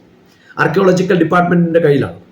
അത് പറയാൻ കാരണം, നമ്മുടെ കഥകൾ നോക്കുന്ന സമയത്ത് ഓരോ സ്ഥലവും കണക്ട് ചെയ്തിട്ട് യാത്ര ചെയ്ത് അവസാനം എത്തിയിട്ടുള്ള ശ്രീലങ്കയിലായിരുന്നു ഈ ശ്രീരാമ മാസത്തിന്റെ ആദ്യകാലത്ത് ഞാൻ ഉണ്ടായിരുന്നു. അപ്പൊ സെന്റർ ഓഫ് ശ്രീലങ്ക എന്ന് പറഞ്ഞിട്ട് അവിടെ ഉണ്ടായി. അവിടെയല്ല, ശരിക്കും കുറച്ചും കൂടി നോർത്തിലാണ് ശ്രീരാമന്റെയൊക്കെ കാൽപ്പാടുകളൊക്കെ പതിഞ്ഞിട്ടുള്ള സ്ഥലം, അല്ലെങ്കിൽ പിന്നെ രാവണനെ വധിച്ചിട്ടുള്ള സ്ഥലങ്ങളൊക്കെ പറയുന്നത് സീഷോറിലാണ്. ഞാൻ സെന്റർ ഓഫ് രാമായണത്തിൽ. പക്ഷെ ലങ്ക എന്ന് പറയുന്നത് അന്ന് സെന്റർ ഓഫ് ലങ്ക തന്നെ ആവണം. ലങ്കയും വാത്സ്യപുരവും എന്ന് വെച്ചാൽ ഈ ഖജരാവോയും. ലങ്ക വാത്സ്യപുരാവന്തി സ്ഥനശ്വരസുരാലയാൻ. ലങ്കയും വാത്സ്യപുരവും ഓരോ കുറ്റി നാട്ടിയിട്ട് അവ തമ്മിലൊരു ചരട് കെട്ടിയാൽ ദേശാന്തരവിദായനി. ഇതാണ് ഗ്രീൻവിച്ച് മെറീഡിയൻ. ഈസ്റ്റും വെസ്റ്റും നിർണ്ണയിക്കുന്നത് ഭാരതത്തിന്റെ സെന്റർ ആയിരുന്ന ഒരു കാലമുണ്ടായിരുന്നു. നമ്മളതൊക്കെ മറന്നിപ്പോൾ വെസ്റ്റിന് കൊടുത്തു. ഗ്രീൻവിച്ച് കിടക്കുന്നത് ലണ്ടനിലൂടെയാണ്. അതുകൊണ്ടാണ് ലക്ഷ്മിയൊക്കെ ഇപ്പോഴും എന്നെ സാർ സാർ എന്ന് വിളിക്കുന്നത്. ബ്രിട്ടീഷുകാർ പോലും നിർത്തി സാർ എന്ന വിളി. എൻ്റെ എല്ലാ വീഡിയോയിലും അടുത്ത ജനറേഷനിലെ കുട്ടികളോടെങ്കിലും ഞാൻ പറയാറുള്ളത് നിങ്ങൾ സാർ എന്ന് വിളിക്കരുതെന്നാണ്. കാരണം അമേരിക്കയിൽ പോയിട്ട് സാർ എന്ന് വിളിച്ചാൽ ജോലി പോകും. തീരെ ഇഷ്ടമല്ലാത്തൊരു പരിപാടിയാണ്. പക്ഷെ ഭാരതം ഇപ്പോഴും പഴയ ബ്രിട്ടീഷുകാരുടെ ഭരണത്തിൽ നിന്ന് പുറത്തു വന്നിട്ടില്ല എന്നുള്ളതാണ്. ഞാൻ ലങ്കയിൽ പോയിട്ടും പറഞ്ഞു സാർ എന്ന് വിളിക്കരുതെന്ന്. അപ്പൊ അവരെന്നോട് ചോദിച്ചു തിരിച്ച് എന്താ വിളിക്കേണ്ടതെന്ന്. ഞാൻ ചോദിച്ചു, നിങ്ങളുടെ സിംഹള ഭാഷയിൽ ബഹുമാനത്തോടു കൂടി ഒരു വ്യക്തി എന്താ വിളിക്കുക, അത് വിളിച്ചാൽ മതി എന്ന് പറഞ്ഞു. ആർക്കെങ്കിലും അറിയാമോ എന്താണ് സിംഹള ഭാഷയിലെ സർ എന്നതിന് പകരം ലങ്കക്കാര് വിളിക്കുന്ന വാക്ക് ഏതാന്ന് ആർക്കറിയാം? അറിയും? അറിയില്ലെങ്കിൽ ഇപ്പൊ പഠിച്ചോളൂ. മഹാത്മാ എന്നാണ്. അത് വിളിച്ചത് കൊണ്ട് മാത്രം ലോകത്തിന്റെ ഏറ്റവും വലിയ മഹാത്മയായ മഹാത്മാഗാന്ധിയുള്ള നമ്മുടെ ലോകത്ത് പോലും നമ്മൾ ഒരു വ്യക്തിയെയും മഹാത്മാ എന്ന് വിളിക്കാറില്ല. എന്ത് പരിതാപകരമായ. ഞാൻ അവിടെ എൻ്റെ 4 പുസ്തകങ്ങൾ ഗ്രാൻഡ് മാ ചൈൽഡ് കെയർ ശിക്ഷ ഗുരുകുലം എന്നൊരു കൺസെപ്റ്റ് പ്രചരിപ്പിക്കാൻ നടക്കുകയാണ്. കാരണം ന്യൂ എഡ്യൂക്കേഷൻ പോളിസി ഒന്നും ഓൾഡ് ആയാലും ആരും നടത്താൻ പോകുന്നില്ല എന്ന് ഉറപ്പായിട്ടുള്ള ഒരാളാണ്. പ്രൊഫസർ കോവിഡിന്റെ കാലത്ത് എനിക്ക് ഏറ്റവും സന്തോഷം നൽകിയത് കുട്ടികളുടെ വിദ്യാഭ്യാസത്തിന് വേണ്ടി ഒരു പുസ്തകം അല്ലാതെ 4 പുസ്തകമാണ്. ഒരു പുസ്തകമായ വളരെ വലുതാവുമല്ലോ വെച്ചിട്ട് A to G, മലയാളത്തിലെ A to അല്ല, HIJKL MNOPQRS TUVWXYZ. എങ്ങനെ കുട്ടികളെ പഠിപ്പിക്കണമെന്ന് ടീച്ചേഴ്സിനെയും പാരന്റ്സിനെയും. ഭാരതത്തിൽ ഓരോ മുക്കിലും മൂലക്കും, വെസ്റ്റ് ബംഗാളിലും കർണാടകയിലും, അടുത്ത ആഴ്ച ഗോവയിലാണ്. ഈ കൺസെപ്റ്റ് പറഞ്ഞ സമയത്ത് സെന്റ് മേരീസ് സ്കൂൾ വിളിച്ചിട്ടുണ്ട്. പക്ഷെ കേരളത്തിൽ നിന്നും ഒരാളും വിളിച്ചിട്ടില്ല ഇതുവരെ. ശ്രമം നടത്തിയിട്ടുണ്ട് അവിടെ ഇവിടെയൊക്കെ. വെസ്റ്റ് ബംഗാളിന്റെ രൂപ് നാരായൺപൂർ എന്ന് പറഞ്ഞ സ്ഥലത്ത്, രാം നാരായൺപൂർ, 2 സ്ഥലത്ത്. ഇതൊക്കെ രാമന്റെ പേരില്ല. അവിടത്തേക്ക് എല്ലാ സ്ഥലത്തിന്റെ പേരും രാമന്റെ പേരാണ്. രൂപ് നാരായൺപൂർ, ഡോക്ടർ TPS അടിച്ചു നോക്കുക, അവിടെ ഞാനിത് പഠിപ്പിക്കുന്നുണ്ട്. രാംപൂർ ഹട്ട് എന്ന് വെച്ച് അടിച്ചു നോക്കുക, അതും രാംപൂർ ഹട്ടാണ്. അതൊക്കെ വെസ്റ്റ് ബംഗാളിലെ സ്ഥലങ്ങളാണ്.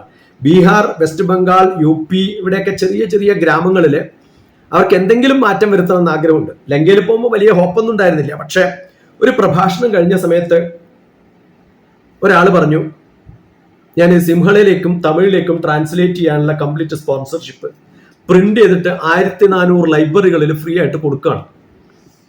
ഞാൻ പറഞ്ഞു വേണ്ട എനിക്കത്. അപ്പോൾ ചോദിച്ചു എന്തേ വേണ്ടാത്ത ചോദിച്ചു. ഞാൻ പറഞ്ഞു ഈ 26 ചാപ്റ്റർ ഉണ്ട് ഇതിനകത്ത്, 52 ടീച്ചർമാർ ഇത് ട്രാൻസ്ലേറ്റ് ചെയ്താൽ അവരെങ്കിലും ഇത് വായിക്കുമല്ലോ, എന്നിട്ട് കമ്പയർ ചെയ്തിട്ട് നമുക്ക് അയക്കാം. അങ്ങനെ ഇപ്പൊ അവര് 52 ടീച്ചർമാർ എൻ്റെ ബുക്ക് ട്രാൻസ്ലേറ്റ് ചെയ്യാണ്. അടുത്ത 1 മാസത്തിന് 2 മാസത്തിനുള്ളത് നടക്കുകയാണെങ്കിൽ അവിടെ പോയിട്ട് 10 ദിവസത്തെ ട്രെയിനിങ് പ്രോഗ്രാം കൊടുത്തിട്ട് അത് ഇംപ്ലിമെന്റ് ചെയ്യാന്ന് പറഞ്ഞിരിക്കുകയാണ്. വിഭീഷണന്റെ നാട്ടില്, ലങ്ക രാവണന്റെ നാടല്ല, വിഭീഷണന്റെ നാട്ടില്. അപ്പൊ അവിടെയൊക്കെ ആക്സെപ്റ്റ് ചെയ്യാൻ ആൾക്കാരുണ്ടെന്നുള്ള സന്തോഷമാണ്. അപ്പൊ മഹാത്മാക്കളുടെ നാടുകളാണത്. അവിടെ ഓരോ സിംഹള വാക്കുകളും സംസ്കൃതമാണ്. ഭാഷ സംസാരിക്കുന്ന സമയത്ത് നമുക്ക് തമിഴാണെന്ന് തോന്നും, സ്ക്രിപ്റ്റ് തെലുങ്കാണെന്ന് തോന്നും. ഞാൻ തെലുങ്ക് നാട്ടിലാണ്, അതുകൊണ്ട് എളുപ്പം എനിക്ക് വായിച്ചാൽ മനസ്സിലാവും. ഞാൻ പറയാൻ കാരണം ആ ലങ്കയും ഭാരതവും കണക്ട് ചെയ്താൽ ഒരു ഗ്രീൻവിച്ച് മെറീഡിയൻ ഉണ്ടായിരുന്നു. അതിന് ക്രോസ് ചെയ്തിട്ട് ആണ് യാത്ര. അങ്ങനെയാണ് ചിത്രകൂടിൽ നിന്നും പിന്നെ രാമേശ്വരത്തെത്തുകയും ഒക്കെ ചെയ്തിട്ടുള്ളത്. രാമേശ്വരത്തിന്റെ ബ്രിഡ്ജിന്റെ കഥയും ആഡംസ് ബ്രിഡ്ജ് അതിന്റെ ഡെഫിനിഷൻസും ഒക്കെ വളരെ പ്രചാരമാണ്. ഞാൻ പറയുന്നുണ്ടെങ്കിലും ഗൂഗിൾ നോക്കിയിട്ട് തന്നെയാണ് പറയേണ്ടത്. പക്ഷെ ഞാൻ സാറ്റലൈറ്റ് ഇമേജ് എടുത്തിട്ട് പണ്ട് കാലത്ത് ഞാൻ വർക്ക് ചെയ്ത കാലത്തും, കാരണം ലങ്കയിൽ IPKF പ്രശ്നങ്ങൾ ഉണ്ടായിരുന്ന സമയത്ത് ശ്രീലങ്കയ്ക്ക് വേണ്ടിയിട്ടുള്ള കംപ്ലീറ്റ് മാപ്പ് എൻ്റെ ഈ 2 കൈകൾ കൊണ്ടാണ് ഞാൻ ഉണ്ടാക്കിയത്. രാജീവ് ഗാന്ധി അസാസിനേഷൻ ആ കാലത്തിന് തൊട്ട് മുമ്പൊക്കെ ഉണ്ടായിരുന്ന എല്ലാ സംഭവങ്ങളിലും അന്ന് സാറ്റലൈറ്റ് ഇമേജ് ഉപയോഗിച്ച് ഡിപ്പാർട്ട്മെന്റ് ഓഫ് സ്പേസിൽ ഈ മാപ്പുകൾ ഉണ്ടാക്കിയത്, ലങ്കയുടെ ഫുൾ മാപ്പ് ഉണ്ടാക്കിയത് ഞാനാണ്. അപ്പോൾ ആ സമയത്ത് ഈ ബ്രിഡ്ജിൻ്റെയൊക്കെ മാപ്പുകൾ, ആഡംസ് ബ്രിഡ്ജ് എന്നാണ് പണ്ട് പറയാ, ഇപ്പോൾ രാമസേതു എന്ന് പറയുന്ന ഇന്ത്യയും ശ്രീലങ്കയും തമ്മിലുള്ള വലിയ പാലത്തിന്റെ, അത് ചുണ്ണാമ്പ് കല്ലുകൾ, അത് അടുത്ത കാലത്ത് രാം സേതു എന്ന് പറഞ്ഞ സിനിമയിൽ അതിന്റെ വളരെ ബ്യൂട്ടിഫുൾ ആയിട്ട് ഡെപ്പിക്ട് ചെയ്യാൻ ശ്രമിച്ചിട്ടുണ്ട് എന്ന് ഞാൻ പറയുള്ളൂ. ആണോ എന്ന് ചോദിച്ചാൽ ഒരാളുടെയും വ്യത്യസ്തമായ കണ്ണുകളിലൂടെ അത് നോക്കിക്കാണും. അപ്പൊ വളരെ വ്യത്യസ്തമായ തരത്തില് രാമായണത്തെ നമ്മൾ ഓരോ സംഭവങ്ങളിലും കാണുമ്പോൾ, പുഷ്പക വിമാനം ഉണ്ടായിരുന്നു എന്ന് പറയണ്ട, പക്ഷെ വിമാനത്തിന്റെ ഡെഫിനിഷൻ നോക്കിയാൽ, അല്ലെങ്കിൽ NICയുടെ പഴയ വെബ്സൈറ്റിൽ നോക്കിയാൽ രസം ഉപയോഗിച്ച് പറത്താവുന്ന വിമാനങ്ങൾ ഉണ്ടായിരുന്നു ഭാരതത്തിൽ എന്നുള്ളതിന്റെ സ്ട്രക്ചർ അടക്കം. നമ്മുടെ റോങ് ബ്രദേഴ്സ് വിമാനം കണ്ടുപിടിക്കുന്നതിന് കുറെ മുമ്പ്, റോങ് ബ്രദേഴ്സ് കണ്ടുപിടിച്ചത് 1903 പറയുന്നത്.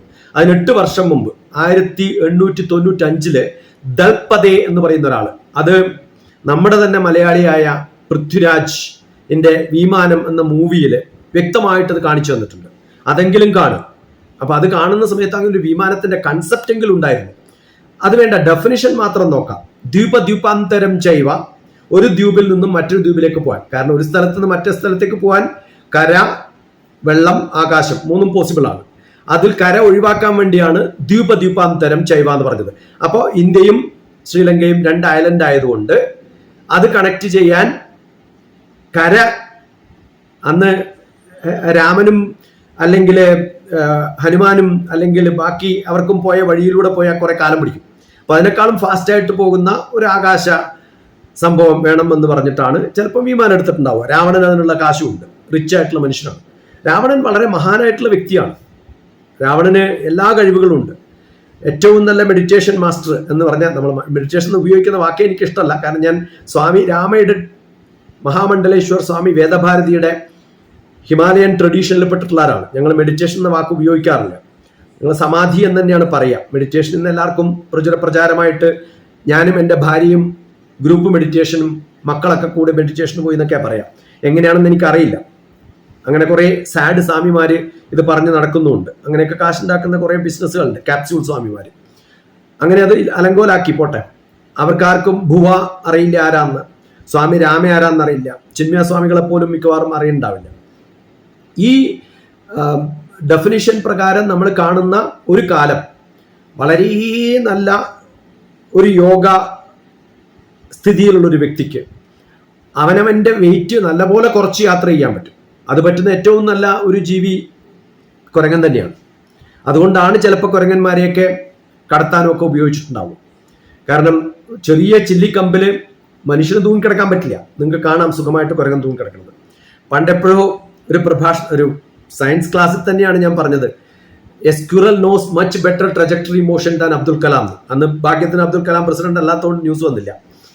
അത് മനോരമയിലങ്ങാണ്ട് ഒരു ചെറിയ ഒരു കോളം മാത്രമേ വന്നുള്ളൂ. അതെങ്ങനെ എന്നെ കുറ്റപ്പെടുത്തിയത് ഞാൻ അറിയാണ്ട് പറഞ്ഞു പോയതാണ്. കാരണം ട്രജക്ടൈൽ മോഷൻ ഏത് റോക്കറ്റ് വിടാനും അറിവുള്ള കഴിവ് നമുക്ക് അങ്ങനെയാണ്. അത് ഓരോ സ്ക്വിറലിനും നന്നായിട്ട് അറിയാം. അതുകൊണ്ടാണ് നമ്മുടെ ചില കഥകളിലൊക്കെ ഓരോ ഇത് പറയുന്ന സമയത്ത് അണ്ണാർക്കണ്ണനെ നമ്മൾ പറയുന്നത്. അണ്ണാർക്കണ്ണൻ തന്നാലായത് രാമനുമായിട്ട് നല്ല ബന്ധമുള്ളൊരു ജീവിയാണ്. കാരണം അതിന് നല്ലോണം ട്രജക്ടൈൽ മോഷൻ അറിയാം. പറക്കാൻ അറിയുന്ന ചില ജീവികൾ അതിൻ്റെ ഒരു വകഭേദമൊക്കെ ഉണ്ടായിട്ടുണ്ടാവും. അപ്പം ഞാൻ പറയുന്നത് ഒരു ദ്വീപിൽ നിന്നും മറ്റൊരു ദ്വീപിലേക്ക് പോകാൻ വ്യത്യസ്തമായ വഴികളിൽ ആദ്യം കരയങ്ങട് ഒഴിവാക്കി പിന്നെ വേണ്ടത് എന്താണ്? ജലത്തിലൂടെ പോകാൻ പറ്റുന്നത്. അതും ഒഴിവാക്കിയാൽ പിന്നെ ആകാശത്തിലേ പറ്റുള്ളൂ. യോ അംബരേ ഗന്ധുമർഹസി സവിമാന ഇതി പ്രോക്ത. ഇങ്ങനെ ഡെഫിനിഷൻ പോലും മോഡേൺ സയൻസിന് കൊടുക്കാൻ പറ്റില്ലല്ലോ. അപ്പൊ എത്ര ചിന്താപരമായിട്ട് ഏത് ലോകത്തായിരുന്നു നമ്മുടെ മനുഷ്യന്മാരെന്ന് ആലോചിച്ച് നോക്കണം. അത് മാത്രം അറിഞ്ഞാൽ മതി. സയൻസ് ഉണ്ടോ എന്ന് ചോദിച്ചാൽ, ഇന്ന് കാണുന്ന എക്സ്പെരിമെന്റബിൾ സയൻസ് ആണോ എന്ന് ചോദിച്ചാൽ ചിലപ്പോൾ അല്ല എന്ന് പറയേണ്ടി വരും. പക്ഷെ അങ്ങനെ ഒരു രണ്ട് വ്യത്യസ്തമായ പുരാണങ്ങൾ, അത് വ്യത്യസ്ത കാലഘട്ടങ്ങളിൽ എഴുതിയിട്ടുള്ളത്, ആ രണ്ട് കഥകളും നോക്കിയിട്ട് അവിടെ പറഞ്ഞിട്ടുള്ള സ്ഥലങ്ങളൊക്കെ നമ്മൾ കണക്ട് ചെയ്ത് നോക്കിയാൽ രാമൻ സഞ്ചരിച്ചിട്ടുള്ള പാത്ത് വളരെ ക്ലിയർ ആണ്. 24-ാമത്തെ നമ്മളിപ്പം കലിയുഗം, അതിനു മുമ്പ് ദ്വാപരയുഗം, അതിനു മുമ്പ് ത്രേതായുഗം, 24th ത്രേതായുഗത്തിൽ, ആ 24th ത്രേതായുഗത്തിൽ രാമൻ വരും എന്ന് എഴുതിയിട്ടുള്ള നമ്മുടെ പഴയ ഇതിഹാസ പുരാണങ്ങൾ, ഇതിഹാസം എന്ന് പറഞ്ഞ പുരാണം, ആ പുരാണത്തിൽ നിന്ന് എടുത്തിട്ടുള്ളതാണ് ഇതിഹാസം. ആ പുരാണങ്ങളും അതുപോലെ പറഞ്ഞിട്ടുള്ള വിഷ്ണുവിന്റെ മറ്റൊരു അവതാരം പുറപ്പെടുമെന്ന് പറഞ്ഞിട്ടുള്ള രണ്ടും ഡിഫറെന്റ് ആയിട്ടുള്ള കഥകളാണ്. ഒന്ന് രാവണന്റെ കഥയാണ്, മറ്റൊന്ന് രാമന്റെ കഥയാണ്. ഈ രണ്ടും വ്യത്യസ്ത കാലഘട്ടങ്ങളിൽ വ്യത്യസ്ത സ്ഥലങ്ങളിൽ എഴുതപ്പെട്ടുള്ള പുസ്തകങ്ങൾ. ഇത് രണ്ടും നോക്കുന്ന സമയത്ത് ഒന്നാണെന്ന് പറഞ്ഞാൽ, സാധാരണ സയൻസ് പറയാറുള്ള എങ്ങനെയാണ് നമ്മൾ സയൻസ് പ്രൂവ് ചെയ്യുക? വ്യത്യസ്തമായ ടൈം ആൻഡ് സ്പേസിൽ നിങ്ങൾ രണ്ട് പേര് ഡിഫറെന്റ് ആയിട്ടുള്ള എൻവറോൺമെന്റിൽ എക്സ്പെരിമെന്റ് നടത്തിയിട്ട് യോജിക്കുമെങ്കിൽ ദാറ്റ് ഈസ് ദ പ്രൂഫ് എന്നാണ് പറയുക. അപ്പൊ ഇതിലപ്പുറം വേറെ പ്രൂഫ് പറയേണ്ട കാര്യമില്ല. പിന്നെ നമ്മളെ ഒന്നും അല്ല എന്ന് പറയുന്നത് വളരെ എളുപ്പമാണ്. കാരണം എൻ്റെ അച്ഛന് ബുദ്ധിയില്ല എന്ന് പറയുന്നതാണ് എനിക്ക് ഏറ്റവും നല്ല എളുപ്പം എന്ന് പറയാറുന്നില്ല. എന്തുകൊണ്ടാണ് ഞാൻ വിശ്വസിക്കുന്നത് എന്ന് ചോദിക്കുമ്പോൾ ഞാൻ സാധാരണ പറയാറുള്ളത്, എൻ്റെ അച്ഛനും അമ്മയും വിശ്വസിച്ചു പോയി, ഞാൻ അവരെ വിശ്വസിച്ചു പോയി, അതുകൊണ്ട് അവർ വിശ്വസിക്കുന്നത് ഞാൻ വിശ്വസിക്കുക. ഇനി അത് അല്ല എന്ന് എനിക്ക് പറയണമെങ്കിൽ അതിനുള്ള ജ്ഞാനം എനിക്ക് ഉണ്ടാവണം. അതിനുള്ള ശ്രമത്തിലാണ് ഞാൻ എന്നാണ് പറയാറ്. അപ്പൊ അത്രയൊക്കെ നമുക്ക് പറഞ്ഞു കൊടുക്കാൻ പറ്റുള്ളൂ. അപ്പൊ ഇന്ന ആളാണ് എൻ്റെ അച്ഛൻ എന്ന് പറയുന്നത് നീ കണ്ടിട്ടാണോ എന്ന് ചോദിച്ചാൽ എനിക്ക് പറയാൻ പറ്റില്ല. അമ്മ പറഞ്ഞത് വിശ്വസിച്ചു എന്ന് മാത്രമല്ലേ പറയാൻ പറ്റുള്ളൂ. അപ്പൊ മിക്കവാറും നമ്മുടെ സങ്കല്പങ്ങളിൽ ഓരോ വാക്കുകളും എടുത്തു നോക്കിയാൽ, രാമ എന്ന വാക്ക് ഇരുട്ടിൽ നിന്ന് വെളിച്ചത്തിലേക്ക് എല്ലാവർക്കും അറിയാം. അത് കഴിഞ്ഞിട്ടുള്ള ഓരോ ആൾക്കാരുടെ അയോധ്യ എന്ന വാക്ക്, സീത എന്നുള്ള വാക്ക്, ആ സീത എന്നുള്ള ഭൂമി എന്നുള്ള സങ്കല്പമല്ല. എൻ്റെ ഒരു മറ്റൊരു ബുക്ക് ഉണ്ട്, ലൈഫ് മെയ്ഡ് സിമ്പിൾ. ഈ പുസ്തകങ്ങളൊക്കെ വെബ്സൈറ്റിൽ ഫ്രീ ആയിട്ട് അവൈലബിൾ ആണ്.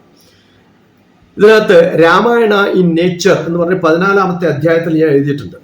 പണ്ട് എഴുതിയതാ. Rama is the Suryavamshaja representing sun. Raman സൂര്യവംശജൻ, സൂര്യനാണ്.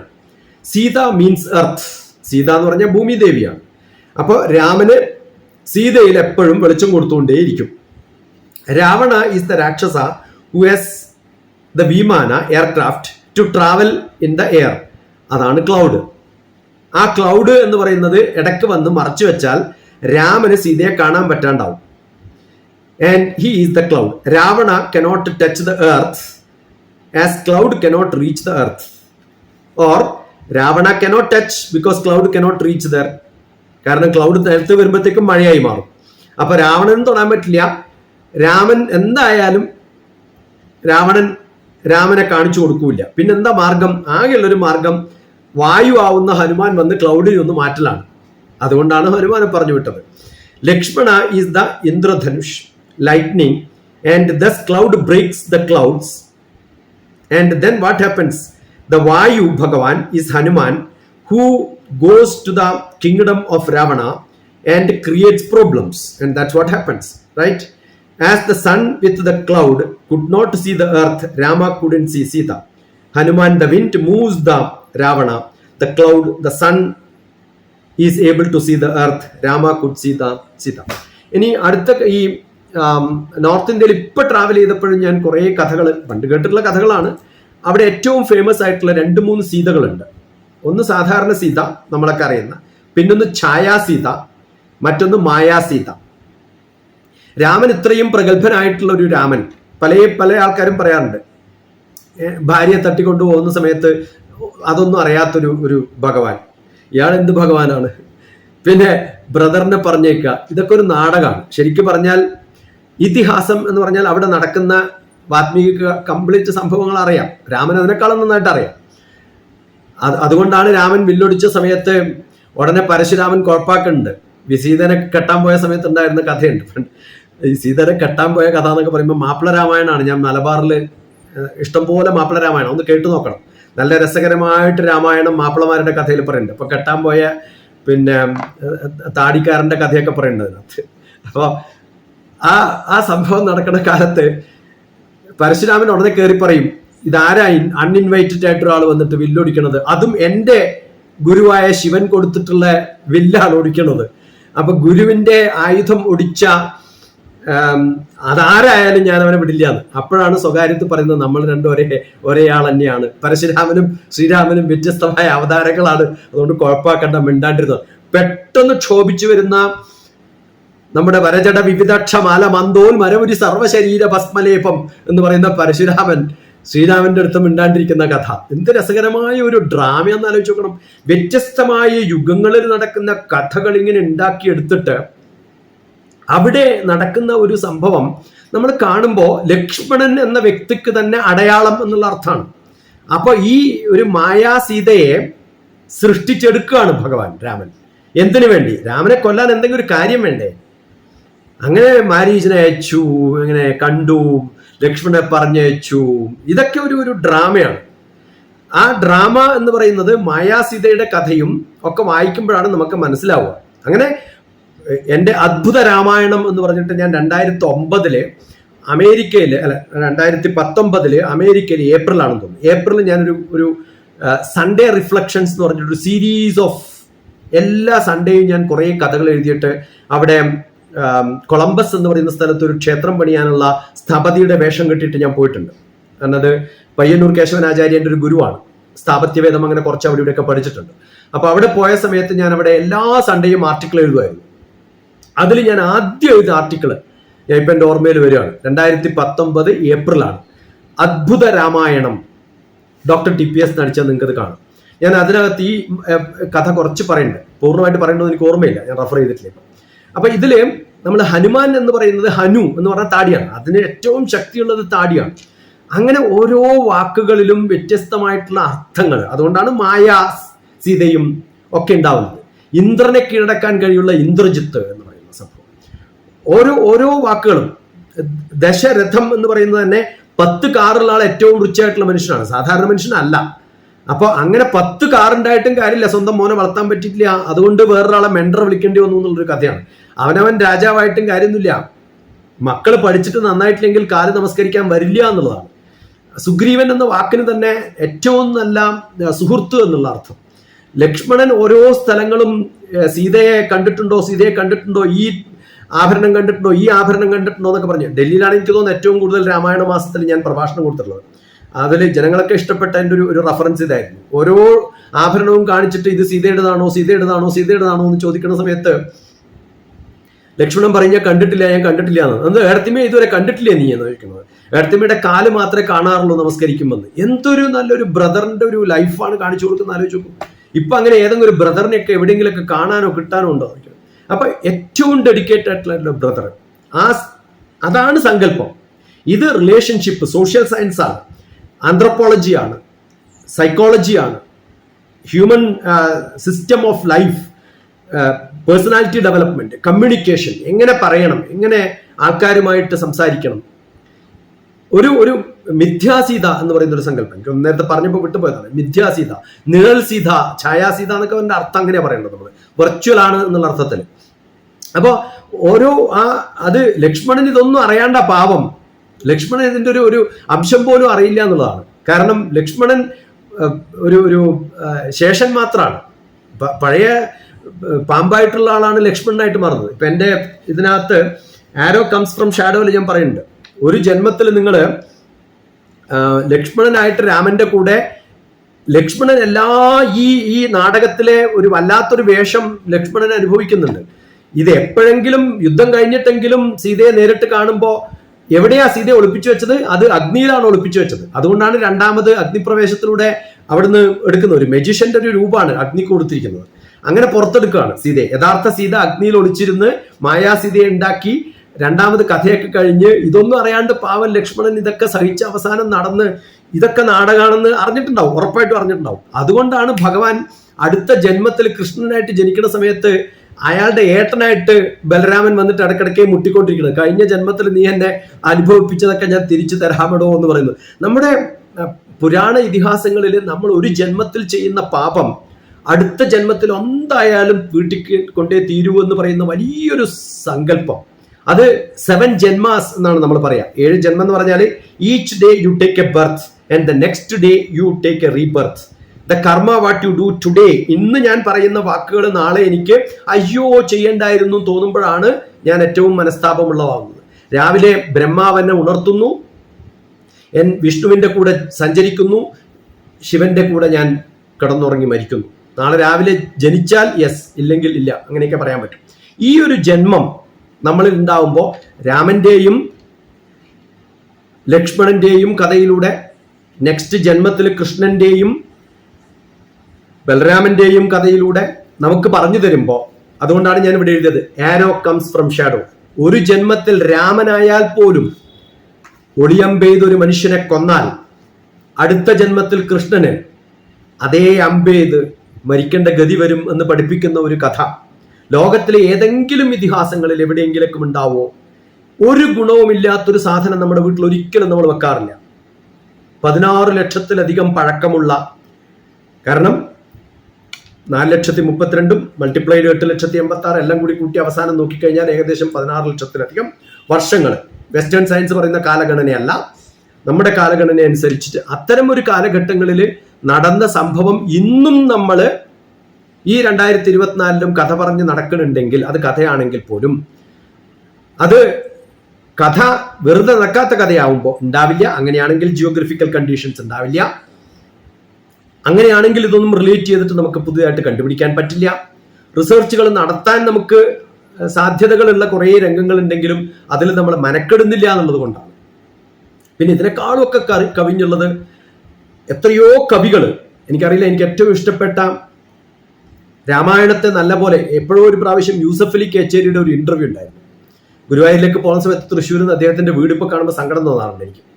അദ്ദേഹത്തെ നല്ലപോലെ ഉപാസിച്ചിട്ടുള്ള ഡൽഹിയിലുള്ള സമയത്ത് എൻ്റെ ഏറ്റവും വലിയ സഹപാഠി എന്ന് പറയുന്നത് കുറേ കവിതകൾ എനിക്ക് വേണ്ടി പാടിത്തരാറുള്ള, വായിച്ചു എന്ന് ഞാൻ പറയാറില്ല, കവിതകൾ പാടിത്തരാറുള്ള പിന്നെ എൻ്റെ അടുത്ത സുഹൃത്ത്, അദ്ദേഹം മരിച്ചുപോയി. അദ്ദേഹം എനിക്ക് പാടിത്തരാറുള്ള കുറേ രാമന്റെ കഥകളുണ്ട്. കൊട്ടാരത്തിൽ നരേന്ദ്രൻ എന്നാണ് അദ്ദേഹത്തിന്റെ പേര്. അദ്ദേഹത്തിന് കുറച്ച് കല്ല് മേടിച്ചു കൊടുത്താലാ കവിത പാടുക. ഞാൻ അങ്ങനെ കല്ല് മേടിച്ചു കൊടുത്ത് കവിത പാടിച്ചിട്ടുണ്ട്, കവിത കേൾക്കാനുള്ള ആഗ്രഹം കൊണ്ട്. അന്ന് ബ്രഹ്മരാഗമൊക്കെ പാടി കേൾപ്പിക്കുമായിരുന്നല്ലേ. സംസ്കൃതത്തിൽ ഇത്രയും നല്ല കവിതകൾ ഈസി ആയിട്ട് എഴുതിയിട്ടുള്ള യൂസഫ് അലിയെ ഇന്റർവ്യൂ ചെയ്യുന്ന സമയത്ത് ഒരാൾ ഒരു പ്രാവശ്യം ചോദിക്കണ്ടായി, എങ്ങനെയാ ഇങ്ങനെയൊക്കെ കവിത എഴുതാൻ പറ്റണത്? അപ്പൊ അദ്ദേഹം പറഞ്ഞത്, ഞാൻ ചെറുപ്പത്തിൽ ജീവിക്കുമ്പോൾ സമയത്ത് എൻ്റെ അടുത്ത് വെള്ളത്തോടും കുമാരനാശാനും തുഞ്ചത്താചാര്യനും ഒക്കെ ഉണ്ടായിരുന്നു എന്നാണ്. അദ്ദേഹമൊക്കെ ഉണ്ടായിരുന്നു. അദ്ദേഹത്തിന്റെ പുസ്തകങ്ങളൊക്കെ ആയിരുന്നു എൻ്റെ ചെറുപ്പത്തിൽ എൻ്റെ കൂട്ടുകാരെന്നാണ്. എന്ത് രസകരമായിട്ട് അദ്ദേഹം പറഞ്ഞെന്ന് ആലോചിക്കണം. പ്രിയദർശനായ രാമനെ പെറ്റ പ്രിയ കൗസല്യേ ദുഃഖക്കയത്തിൽ മുങ്ങുന്നു ഞാൻ എന്ന് പറഞ്ഞ് ശരിക്ക് കരയുന്ന അച്ഛന്റെ ഒരു വിലാപം.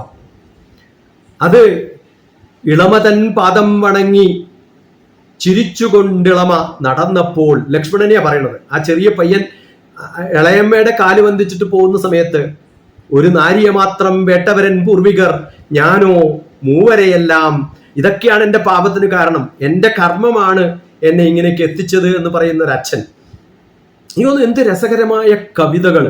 ഒരു മനുഷ്യൻ ഒരു കാലത്ത് എഴുതിയ ഒരു കാവ്യം, മഹാജനങ്ങളുടെ ഒരു കവിതകൾ, അത് വ്യത്യസ്തമായ കഥകൾ, വ്യത്യസ്തമായ രൂപത്തില് ലോകത്തിന്റെ 17 രാജ്യങ്ങളിൽ 87 പരം വ്യത്യസ്തമായ തരത്തിൽ രാമായണത്തെ രാമന്റെ മകളായിട്ട് സീതയെ അല്ല, രാവണന്റെ മകളായിട്ട് സീതയെ പോലും കൽപ്പിച്ചിട്ടുള്ള, എങ്ങനെയോ എഴുതിക്കോട്ടെ, ഇങ്ങനെയൊക്കെ ഒരു കഥകൾ 16 ലക്ഷം മുമ്പ് വർഷം എഴുതിയിട്ടുള്ള ഒരു കഥ ഇന്നും പലരുടെയും നാക്കിലും ചിന്തകളിലുമൊക്കെ ഉണ്ടാവണമെങ്കിൽ അതിൽ കൊടുത്തിരിക്കുന്ന ചില തത്വങ്ങൾ ആ തത്വങ്ങള് ഒരു തീപ്പൊരി മതി കൊട്ടാരം കത്തുവാൻ, ചെറു സുഷിരം മതി നൗക ആഴിയിൽ താഴുവാൻ എന്നൊക്കെ പറയുമ്പോൾ ചെറിയ തെറ്റ് മതി നിന്നെയൊക്കെ ശിക്ഷിക്കാൻ എന്ന് പറയുന്ന വലിയൊരു സിദ്ധാന്തം ഉണ്ടല്ലോ.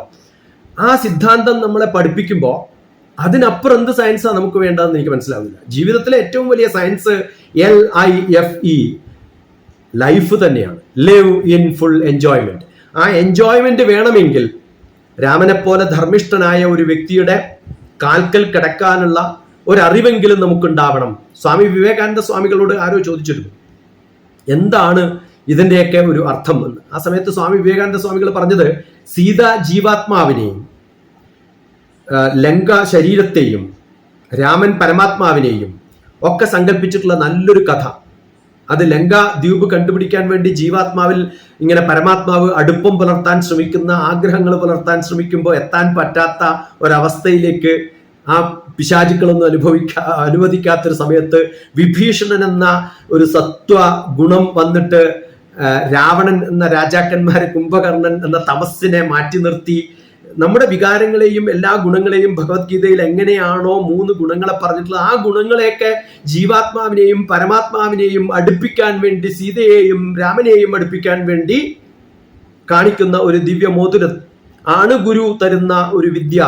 അതാണ് നമ്മുടെ വിദ്യ എന്ന് പറഞ്ഞ വിവേകാനന്ദ സ്വാമികളുടെ കഥകളൊക്കെ നമ്മുടെ ഉള്ളിന്റെ ഉള്ളിൽ ഇരിക്കുമ്പോൾ എനിക്ക് തോന്നുന്നു ലോകം അറിയാൻ കിടക്കുന്ന കുറേ സംഭവങ്ങൾ എന്നും ചുകർന്ന് ഉള്ളിലേക്ക് പോയി അറിഞ്ഞ് പഠിച്ച്, അത് തുളസീദാസ രാമായണമായാലും എഴുത്തച്ഛൻ്റെ രാമായണമായാലും എന്ത് രാമായണമായാലും അത് എവിടെയൊക്കെ എങ്ങനെയൊക്കെ പഠിക്കണം എന്ന് പഠിക്കാൻ സാധിക്കുന്ന കുറച്ച് പേരെങ്കിലും ഉണ്ടായാൽ അത് വ്യത്യസ്തമായ തലമുറകളിലേക്ക്, ഞാൻ കുട്ടികളിലൊക്കെ പോയി പറയുന്ന സമയത്ത് അതൗ രാമതപോവന അധിഗമനം ഹത്വാ അങ്ങനെയല്ല പഠിപ്പിക്കാറുള്ളത്.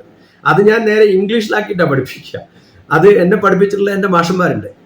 Rama Lakshmana Sugreevan Hanuman gathered a great army of monkeys under the leadership of Hanuman, who was a great warrior. Then they went to the city of Lanka, wherein Sita suffered agony, fought and killed the cruel Ravana, and went back Ayodhya again. Etat hi Ramayanam എന്ന് പറയുമ്പോൾ നമ്മൾ അടുത്ത ജനറേഷൻസിലേക്ക് ഇങ്ങനെയൊക്കെ പറഞ്ഞു കൊടുത്താലേ ചിലപ്പോൾ നമുക്ക് attract ചെയ്യാൻ പറ്റുള്ളൂ. അല്ലാണ്ട് നമ്മൾ യോഗയും യോഗവാസിഷ്ടവും രാമായണവും അർത്ഥമറിയാതെ കുറെ വായിച്ചിട്ടും അതുകൊണ്ട് കാര്യമില്ല. നമ്മൾ അടുത്ത ജനറേഷനിലേക്ക് പറഞ്ഞു കൊടുക്കാനുള്ള വലിയൊരു ഉത്തരവാദിത്തം അത് ഞാൻ എൻ്റെ ഗ്രാൻഡ്മാ ചൈൽഡ് കെയർ ശിക്ഷാ ഗുരുകുലം എന്ന സങ്കല്പത്തില് ഏറ്റവും പുരാതനമായ അറിവ് ഒരു ഗ്രാൻഡ് മദർ ക്ലാസ്സിൽ ഇരിക്കുമ്പോൾ ടീച്ചർമാർ നിൽക്കരുതെന്നാണ് ഞാൻ പറയുക. ഇരുന്നിട്ട് വേണം പഠിപ്പിക്കാൻ. അങ്ങനെയാണ് ഗ്രാൻഡ് മദേഴ്സ്. അവന് ചുറ്റും മക്കൾ ഇരിക്കണം. അങ്ങനെ പഠിപ്പിക്കുന്ന ഒരു ക്ലാസ് മുറിയിലേക്ക് മാറ്റണം പഠന, അറ്റ്ലീസ്റ്റ് ഏജ് 3 to grade 3 നമ്മുടെ ന്യൂ എൻവറോൺമെന്റിൽ ഉള്ള ഒരു കഥകൾ. അന്ന് നമ്മൾ ഓക്ക് ട്രീ പഠിക്കേണ്ട കാര്യമില്ല. ഓക്ക് ട്രീ ഒന്നും ആരും കണ്ടിട്ടില്ല, ഓളെ തന്നെ കണ്ടിട്ടില്ല, എന്നിട്ട് വേണ്ട ഓക്ക് ട്രീ കാണാൻ വേണ്ടിയിട്ട്. അപ്പൊ ഈ ഒരു അവസ്ഥയിൽ നമ്മുടെ ടെക്സ്റ്റ് ബുക്കുകളൊക്കെ മാറ്റേണ്ട കാലം കഴിഞ്ഞു. അത് മാറില്ല. ഭാരതം മാറാൻ വളരെ ബുദ്ധിമുട്ടാണ്. കാരണം ഇവിടെ എല്ലാം ഏറ്റവും നല്ല കണ്ടിട്ടുള്ള ഗുണ്ടകളെ മാത്രമാണ് ഗുണ്ടകളെന്ന് വിളിക്കാറുള്ളത്.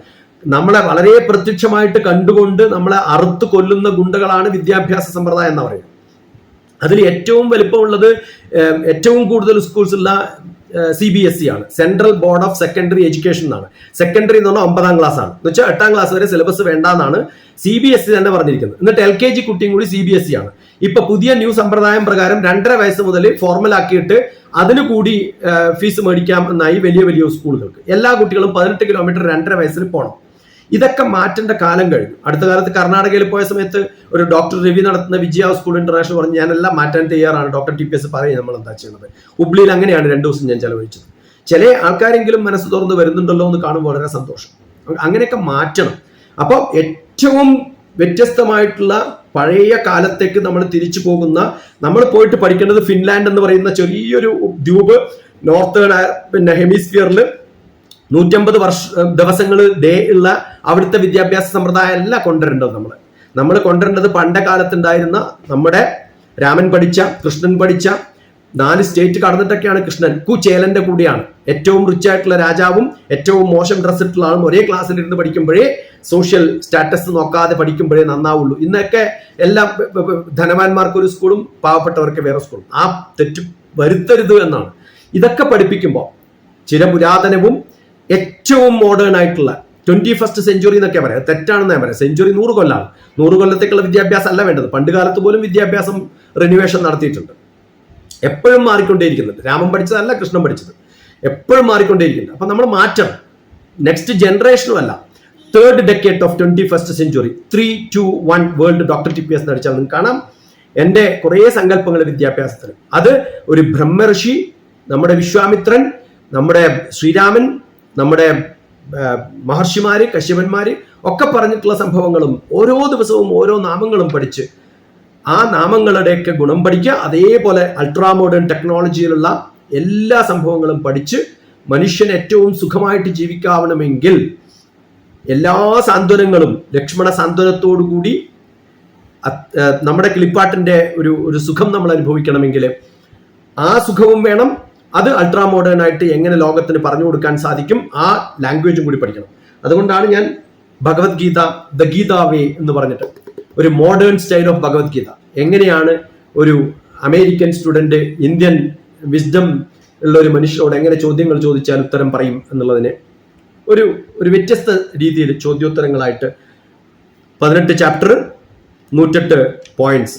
SDG എന്ന് പറഞ്ഞൊരു ബുക്ക് എഴുതി അടുത്ത കാലത്ത്.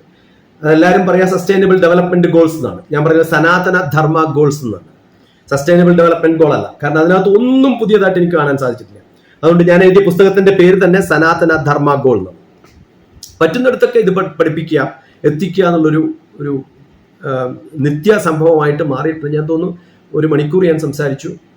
ഞാൻ ആദ്യം ചോദിച്ചപ്പോൾ ഏകദേശം 1 മണിക്കൂർ സംസാരിക്കണം എന്നാണ് പറഞ്ഞത്. എത്ര വേണമെങ്കിലും പറയാം, കാരണം ഇതൊന്നും പറഞ്ഞാൽ തീരുന്ന സംഭവങ്ങളല്ല. പക്ഷെ മതിയാക്കാം. എന്തെങ്കിലും ചോദ്യങ്ങൾ ഉണ്ടെങ്കിൽ സന്തോഷം.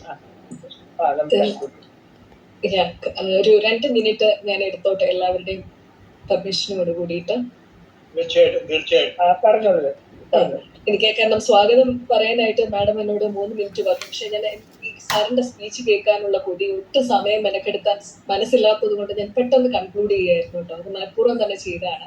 കാരണം എനിക്ക് സാറിനോട് ഗ്രൂപ്പിനോട് ആണ് അഭ്യർത്ഥിക്കാനുള്ളത്. സാറിന്റെ ലക്ഷ്മി എന്തോ സാർ എന്ന് വിളിക്കാണ്ടിരിക്കും. ഞാൻ ഒരിക്കലും എനിക്ക് ഇഷ്ടമാണ് സാർ എന്ന് കിട്ടുന്നത്. പക്ഷെ sir CV Raman, sir Isaac Newton എന്നൊക്കെ പറയുന്ന പോലെ എന്റെ പേരിന്റെ മുമ്പിലാണെങ്കിൽ എനിക്ക് ഇഷ്ടമാണ്.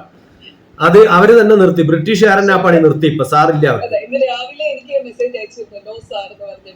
സാർ എപ്പോഴും പറയാറുണ്ട്. പക്ഷെ മഹാത്മാവിനോട്, ഈ മഹാത്മാവിനെ കുറിച്ച് എനിക്ക് നിങ്ങളോട് അഭ്യർത്ഥിക്കാനുള്ളത്, മെർലിൻ മൺറോ എന്ന് പറയുന്ന ഒരു നടിയെ കുറിച്ച് എല്ലാവരും കേട്ടുക. അവർ ആത്മഹത്യ ചെയ്യുകയായിരുന്നു വളരെ ചെറിയൊരു പ്രായത്തില്. അവരുടെ ചില വാക്കുകളിൽ നമ്മൾ അറിയുന്നത്, അവർക്ക് അന്നൊക്കെ ഈ വെസ്റ്റേൺ കൺട്രിയിൽ സാറ്റർഡേ സൺഡേ എന്ന് പറഞ്ഞ ഡേറ്റ്സ് ആരെങ്കിലും ഒക്കെ പുരുഷന്മാരുമായിട്ട് അവർ പുറത്തു പോകുന്ന ഒരു ഡേറ്റിംഗ് എന്ന് പറയുന്ന ഒരു സമ്പ്രദായമുണ്ട്. അപ്പൊ അവര് പറയുന്ന ദുഃഖം, അവരെ ആരും അപ്രോച്ച് ചെയ്തിരുന്നില്ല എന്നാണ്. കാര്യം അവർ അതിസുന്ദരിയാണ്, അവരെ അങ്ങോട്ട് ചെന്ന് ചോദിക്കാൻ ധൈര്യമുള്ളവരാരും ഉണ്ടായിരുന്നില്ല. കാരണം എല്ലാവരും കരുതുന്നത് ഇവരെ എല്ലാവരും ഒരുപാട് ഉയർന്നവർക്ക് മാത്രമേ അവരെ അപ്രോച്ച് ചെയ്യാൻ സാധിക്കൂ. ഇതുപോലെയുള്ള ഒരു അവസ്ഥയാണ് TPS സാറിന്റെ അവസ്ഥ. അതായത് അദ്ദേഹത്തിനെ നമ്മുടെ കേരള സമൂഹം വേണ്ട വിധം ഉപയോഗിക്കുന്നില്ല എന്നുള്ളതാണ് എൻ്റെ ഏറ്റവും വലിയ ദുഃഖം. കാരണം നമ്മുടെ മുമ്പിൽ ഈ ഇരിക്കുന്നത് ഹിമാലയ സന്യാസിമാർക്കൊപ്പം നടന്നിരുന്ന ഒരു സയന്റിസ്റ്റാണ്, ശാസ്ത്രജ്ഞനാണ്, സ്പേസ് സയന്റിസ്റ്റ്. അതേസമയം അദ്ദേഹം സ്പിരിച്വൽ ലീഡറാണ്.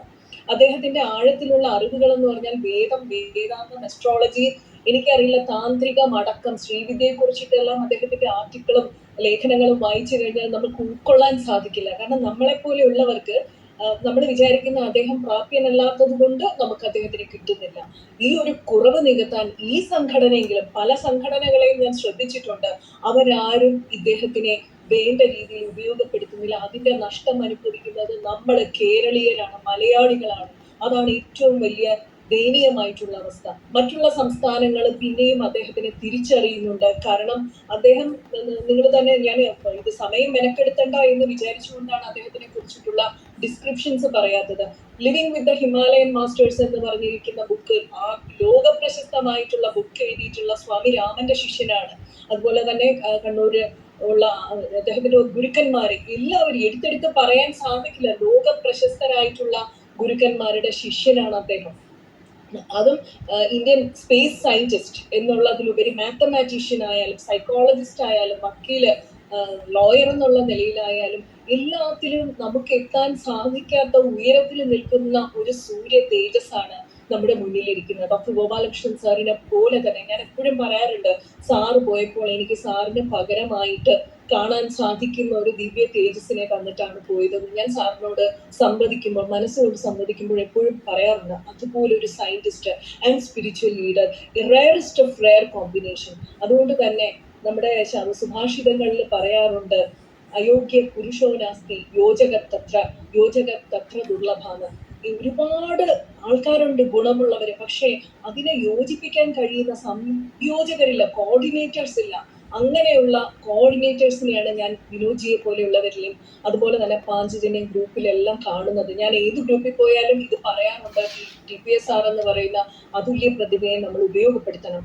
ഇത് ഈ ഒരു ഗ്രൂപ്പിനോടും അഭ്യർത്ഥിച്ചുകൊണ്ട് ഇന്ന് വന്ന് ഞങ്ങൾക്ക് എൻലൈറ്റനിങ് സ്പീച്ച്, ആത്മാവിൽ തട്ടുന്ന വാക്കുകൾ, അതിന്റെ സയന്റിഫിക് സൈഡ്, ആ ഒരു concept of Ramayana, scientific concept of Ramayana എല്ലാം ഇത്ര ഭംഗിയായിട്ട് പറഞ്ഞ് ലയിച്ചിരുന്നു പോയി, നിർത്തരുതെന്ന് ആഗ്രഹിച്ചു പോയി. അത്ര മനോഹരമായിട്ട് സംവദിച്ച അങ്ങേക്ക് പാദ നമസ്കാരം, മഹാത്മാവിന് പാദ നമസ്കാരം, നന്ദി, നമസ്കാരം. നമസ്തേ ശശിവാസി. പെട്ടെന്ന് സാറേന്ന് വിളിക്കാൻ നമ്മളത് ഒരു ശീലം വന്നതിൻ്റെ പ്രശ്നമാണ്. നമ്മുടെ സംഘടന ഒരു സർവകലാശാല പോലെ ആൾക്കാരെ പഠിപ്പിക്കുന്ന പ്രസ്ഥാനമാണ്. അതിൻ്റെ കൺസെപ്റ്റ് നമുക്കിപ്പോൾ സമയമില്ലാത്തതുകൊണ്ട് നമുക്ക് പിന്നീട് അവസരം ചർച്ച ചെയ്യാം. നമ്മൾ അങ്ങനെയുള്ള പ്രതിഭകളെ അന്വേഷിച്ചുകൊണ്ടിരിക്കുകയാണ്. അങ്ങനെയുള്ളവർ മാത്രമാണ് നമ്മുടെ സംഘടന വന്നുകൊണ്ടിരിക്കുന്നത്. അതിൽ ഇന്ന് വന്ന താങ്കളെ ഞങ്ങളുടെ സംഘടനയിലേക്ക് വെൽക്കം ചെയ്യുന്നു. നമ്മുടെ പ്രവർത്തനങ്ങൾ ആരംഭിച്ചിട്ടില്ല, ഇതിനുള്ള പദ്ധതികൾ രൂപപ്പെട്ട് വരുന്നതേ ഉള്ളൂ. അതിനുള്ള എല്ലാ വ്യക്തിത്വങ്ങളെയും നമ്മൾ രൂപപ്പെടുത്തിക്കൊണ്ടിരിക്കുകയാണ്. അത് ഒരു ടൈമിൻ്റെ പ്രശ്നമുള്ളതുകൊണ്ട് ഞാൻ പറയുന്നില്ല. ഇന്നത്തെ താങ്കളുടെ ഒത്തിരി കാര്യങ്ങൾ താങ്കൾ പറഞ്ഞു, പക്ഷെ ആ അറിവുകളെല്ലാം ഞാൻ മാറ്റി വെക്കുകയാണ്. ഈ മഹാത്മാ എന്ന വാക്ക് എവിടുന്ന് വന്നു എന്നുള്ളതൊരു വലിയ അറിവാണ്. കാരണം മഹാത്മാഗാന്ധി നമ്മൾ വാദരാതെ വിളിക്കുന്ന ഒരാൾക്കും എനിക്ക് തോന്നുന്ന പക്ഷേ ഇതിനകത്ത് തന്നെ ജീനിയസായ ആൾക്കാരെല്ലാം ഉണ്ടോ ആദ്യമായിട്ട് കേൾക്കുക. നമ്മൾ പ്രചരിപ്പിക്കേണ്ട, മനസ്സിലാക്കേണ്ട നിരവധി കാര്യങ്ങളുണ്ട്. ലക്ഷ്മി സഹോദരി പറഞ്ഞതുപോലെ ഇതൊക്കെ ഒരു ദൈവനിയോഗമാണ്. ഞാൻ ഈശ്വരനില്ല എന്ന് വിശ്വസിച്ച് പഠിപ്പിച്ചുകൊണ്ടിരുന്ന വ്യക്തി ഈ അവസ്ഥയിലേക്ക് മാറി. ഇതൊക്കെ ഒരു നിയോഗമാണ്. താങ്കളെ ഞങ്ങളുടെ സംഘടനയിലേക്ക് വെൽക്കം ചെയ്യുന്നു. അതിൻ്റെ പ്രവർത്തനത്തിന് ഇതുപോലുള്ള പഠന ക്ലാസ്സുകൾ, അപ്പോൾ അത്തരം അവസരങ്ങൾ വളരെ വിശാലമായി ഞങ്ങൾ സംഘടിപ്പിക്കും. വളരെ ഇന്റലക്ച്വലായ വലിയൊരു ടീമും നമ്മളിത് കേൾക്കാനും പഠിക്കാനും, കേൾവിക്കാരല്ല അത് ഏറ്റെടുക്കുന്ന ആൾക്കാരും നമ്മുടെ കൂടെ ഉണ്ട്. അവരെ നമ്മൾ കൊച്ചു കുട്ടികൾ ഉൾപ്പെടെ, ഇപ്പം നമ്മളിത് കഴിഞ്ഞ ഉടനെ ഒരു വീഡിയോ ടെലികാസ്റ്റ് ചെയ്യുകയാണ്. ഡൽഹിയിലെ കുട്ടികൾക്ക് ഡൽഹിയിലെ പെരുമഴയത്ത് രാമനാമ ജപമായിട്ട് അവർ സഞ്ചരിക്കേണ്ട ഒരു കാഴ്ച നമ്മൾ വീഡിയോ ആക്കിയിട്ടുണ്ട്. അതിനെടുക്കും. അപ്പം നമ്മൾ പുതിയ തലമുറ ഇത് മാത്രമല്ല കളരിയും കരോട്ടയും നൃത്തവും അധ്യാത്മീയത ഒക്കെ പഠിപ്പിക്കുന്നുണ്ട്. താങ്കളെപ്പോലുള്ള ആൾക്കാരുടെ അറിവ് കൈമാറി വന്ന കാര്യം അറിവ് ഒത്തിരി ഉണ്ട്. പക്ഷെ ഒരു വ്യക്തിയിൽ ആർജിക്കപ്പെട്ട് വരുമ്പോഴാണ് നമുക്കത് പഠിക്കാൻ പറ്റുന്നത്, പുസ്തകത്തിൻ്റെ അപ്പുറത്തേക്ക്. അതുകൊണ്ട് മഹാത്മാ ശശി DK പാഞ്ചജന്യത്തിൻ്റെ നമസ്തേ. ലക്ഷ്മി സ്നേഹം കൊണ്ട് അങ്ങനെയൊക്കെ പറയണതാ. അതൊന്നും കേട്ടിട്ട് വിനോദ്ജി ഒന്നും ഇളകരുത്. അത് വേറൊന്നും കൊണ്ടുമല്ല, എന്നെ ഇഷ്ടപ്പെടുന്ന ബിന്ദു ഞാനുമായിട്ട് നല്ല ക്ലോസാ. അപ്പൊ ആ ബിന്ദു പറഞ്ഞിട്ടുള്ള ചില സംഭവങ്ങളൊക്കെ ലക്ഷ്മിക്ക് അറിയുള്ളൂ. വെറുതെയാണ് സാറിന്റെ സ്പീച്ചുകൾ കേട്ടിട്ടാണ് ഞാൻ ഈ പറയുന്നത്. സാറിന്റെ ഹംബിൾ ഈ പറയില്ലേ, ഒരുപാട് അറിവുള്ളവര് അത്രയും ഡൗൺ ടു എർത്ത് ആണ്. അതുപോലെ ഒരു വ്യക്തിത്വമാണ്. എനിക്കൊരു മെസ്സേജ് അയച്ചു, സത്യം പറയണേ, എനിക്ക് ഭയങ്കര ദേഷ്യം തോന്നി. TPSR എനിക്ക് രാവിലെ മെസ്സേജ് അയച്ചിരിക്കുക എന്റെ സ്പീച്ച് കേട്ടിട്ട്, ഇനി ഞാൻ വന്നിട്ട് എന്തോ പറയും. ഞാൻ തിരിച്ച് നല്ല മറുപടി കൊടുത്തു. ഞാൻ ഇതുപോലെ വേദനിപ്പിക്കരുത്. കാരണം നമ്മുടെ ഒന്നും അല്ലാത്തവര് പറയുന്നത്, സാറിനെ പോലെ ഒരു സയന്റിസ്റ്റ് പറയുന്നത് എവിടെ കിടക്കുന്നു എന്നുള്ളത് അത്രയും അദ്ദേഹത്തിന്റെ ഒരു ഹംബിൾനെസ് എന്ന് പറഞ്ഞാൽ അതാണ്. അറിവിന്റെ പരകോടിയിൽ സോക്രട്ടീസ് പറഞ്ഞിട്ടുണ്ട്, I know only one thing, I don't know anything. അത് അക്ഷരാർത്ഥത്തിൽ പകർത്തുന്ന വ്യക്തിയാണ് അദ്ദേഹം. അതുകൊണ്ട് അദ്ദേഹം പറയുന്ന ഒരു കാര്യം ഇടപെടുകയാണ്. ഒരു മിനിറ്റ്, നമ്മുടെ ഇതിനകത്ത് സാവധാനം നിശബ്ദമായി കേൾക്കുന്ന ഒരാളുണ്ട്. വളരെ അല്ല ലക്ഷ്മി, എന്നെ അറിയുന്ന കുറെ പേര് ഇതിനകത്ത് ചേർന്നിട്ടുണ്ട്. കാരണം ഞാൻ എന്റെ സ്റ്റാറ്റസില് ഇതിന്റെ ലിങ്ക് ഇട്ടിട്ടുണ്ട്. അപ്പൊ അങ്ങനെ എന്നെ പരിചയമുള്ള കുറെ പേര് ചേർന്നിട്ടുണ്ട്. അപ്പൊ ഞാൻ ഇന്ന് ആലോചിക്കുകയായിരുന്നു ഇത്. ദേവി കൗസല്യെ എന്നെ തൊട്ടു നോക്കുക, എൻ ഭാവി കത്തുന്നു വർത്തമാനത്തിൽ എന്ന് പറഞ്ഞ പോലെയാണ്. നമ്മള് നാളത്തേക്കുള്ള കാര്യങ്ങളൊന്നും ആലോചിച്ചൊന്നും കാര്യമില്ല, ഇന്ന് കത്തി നശിക്കുന്നവരാ നമ്മളൊക്കെ.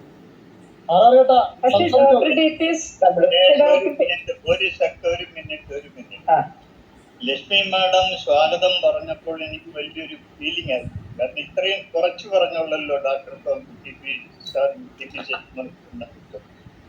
ഇപ്പൊ എനിക്ക് ആ ദുഃഖം മാറിക്കിട്ടും. രണ്ടാമതെന്ന് പറഞ്ഞിട്ട് എന്നെയല്ല പി ശശികുമാർ സാർ എന്നെ സംബന്ധിച്ചിടത്തോളം വളരെയധികം വർഷങ്ങൾക്ക് മുമ്പ് അദ്ദേഹം സ്പേസ് സയന്റിസ്റ്റ് ആയിരിക്കുമ്പോഴുള്ള പരിചയമാണ്.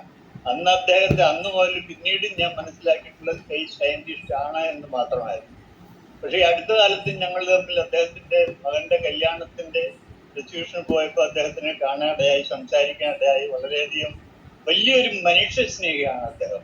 ബാക്കി അദ്ദേഹത്തിന്റെ ക്വാളിഫിക്കേഷൻ പറഞ്ഞാൽ 1 മണിക്കൂർ.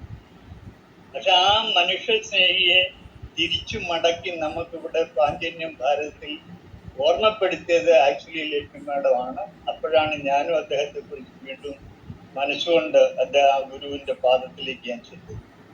ഇന്നിവിടെ കിട്ടിയതിൽ ഞങ്ങൾക്ക് വളരെ സന്തോഷമുണ്ട് സാർ, വളരെ സന്തോഷമുണ്ട്. അത് അങ്ങയുടെ വെബ്സൈറ്റ് ഒന്ന് എല്ലാവർക്കും ആ നമ്പർ ഇട്ട് കൊടുത്താൽ ഞങ്ങളുടെ കുഞ്ഞുങ്ങളെ ഞങ്ങളും ഗൈഡ് ചെയ്യാൻ മേലേക്ക്. അതുകൊണ്ട് ഇനിയും വരുന്ന കാലങ്ങളിൽ ഞങ്ങളുടെ ഈ പാഞ്ചജന്യം ഭാരതത്തിൽ തന്നെ അങ്ങ് കൈകാര്യം ചെയ്യണം എന്നുള്ള അഭ്യർത്ഥനയും കൂടെ ഞാൻ വയ്ക്കുകയാണ്, അപേക്ഷയാണ്. എന്നെ കണ്ടുപിടിക്കാൻ ബുദ്ധിമുട്ടൊന്നുമില്ല, ഗൂഗിളിന് തന്നെ നന്നായിട്ട് അറിയാം. Doctor TPS DR temperature P pressure S second top police service. ഇതൊന്നും അറിയാൻ മേലാത്ത വയസ്സന്മാരെന്ത് ചെയ്യും? അവരല്ലേ കുഞ്ഞുങ്ങൾ. വെറുതെ എന്റെ പേരടിച്ചാൽ മതി, ഡോക്ടർ ടീച്ചേഴ്സ് പാരന്റ് സ്റ്റുഡൻസ്. അതാണ് ഇപ്പൊ ഞാൻ ചെയ്യുന്ന പണി. Doctor TPS teachers parent students. തല്ലിപ്പൊളി ശശികുമാർ എന്നാണ് എന്റെ പേര്.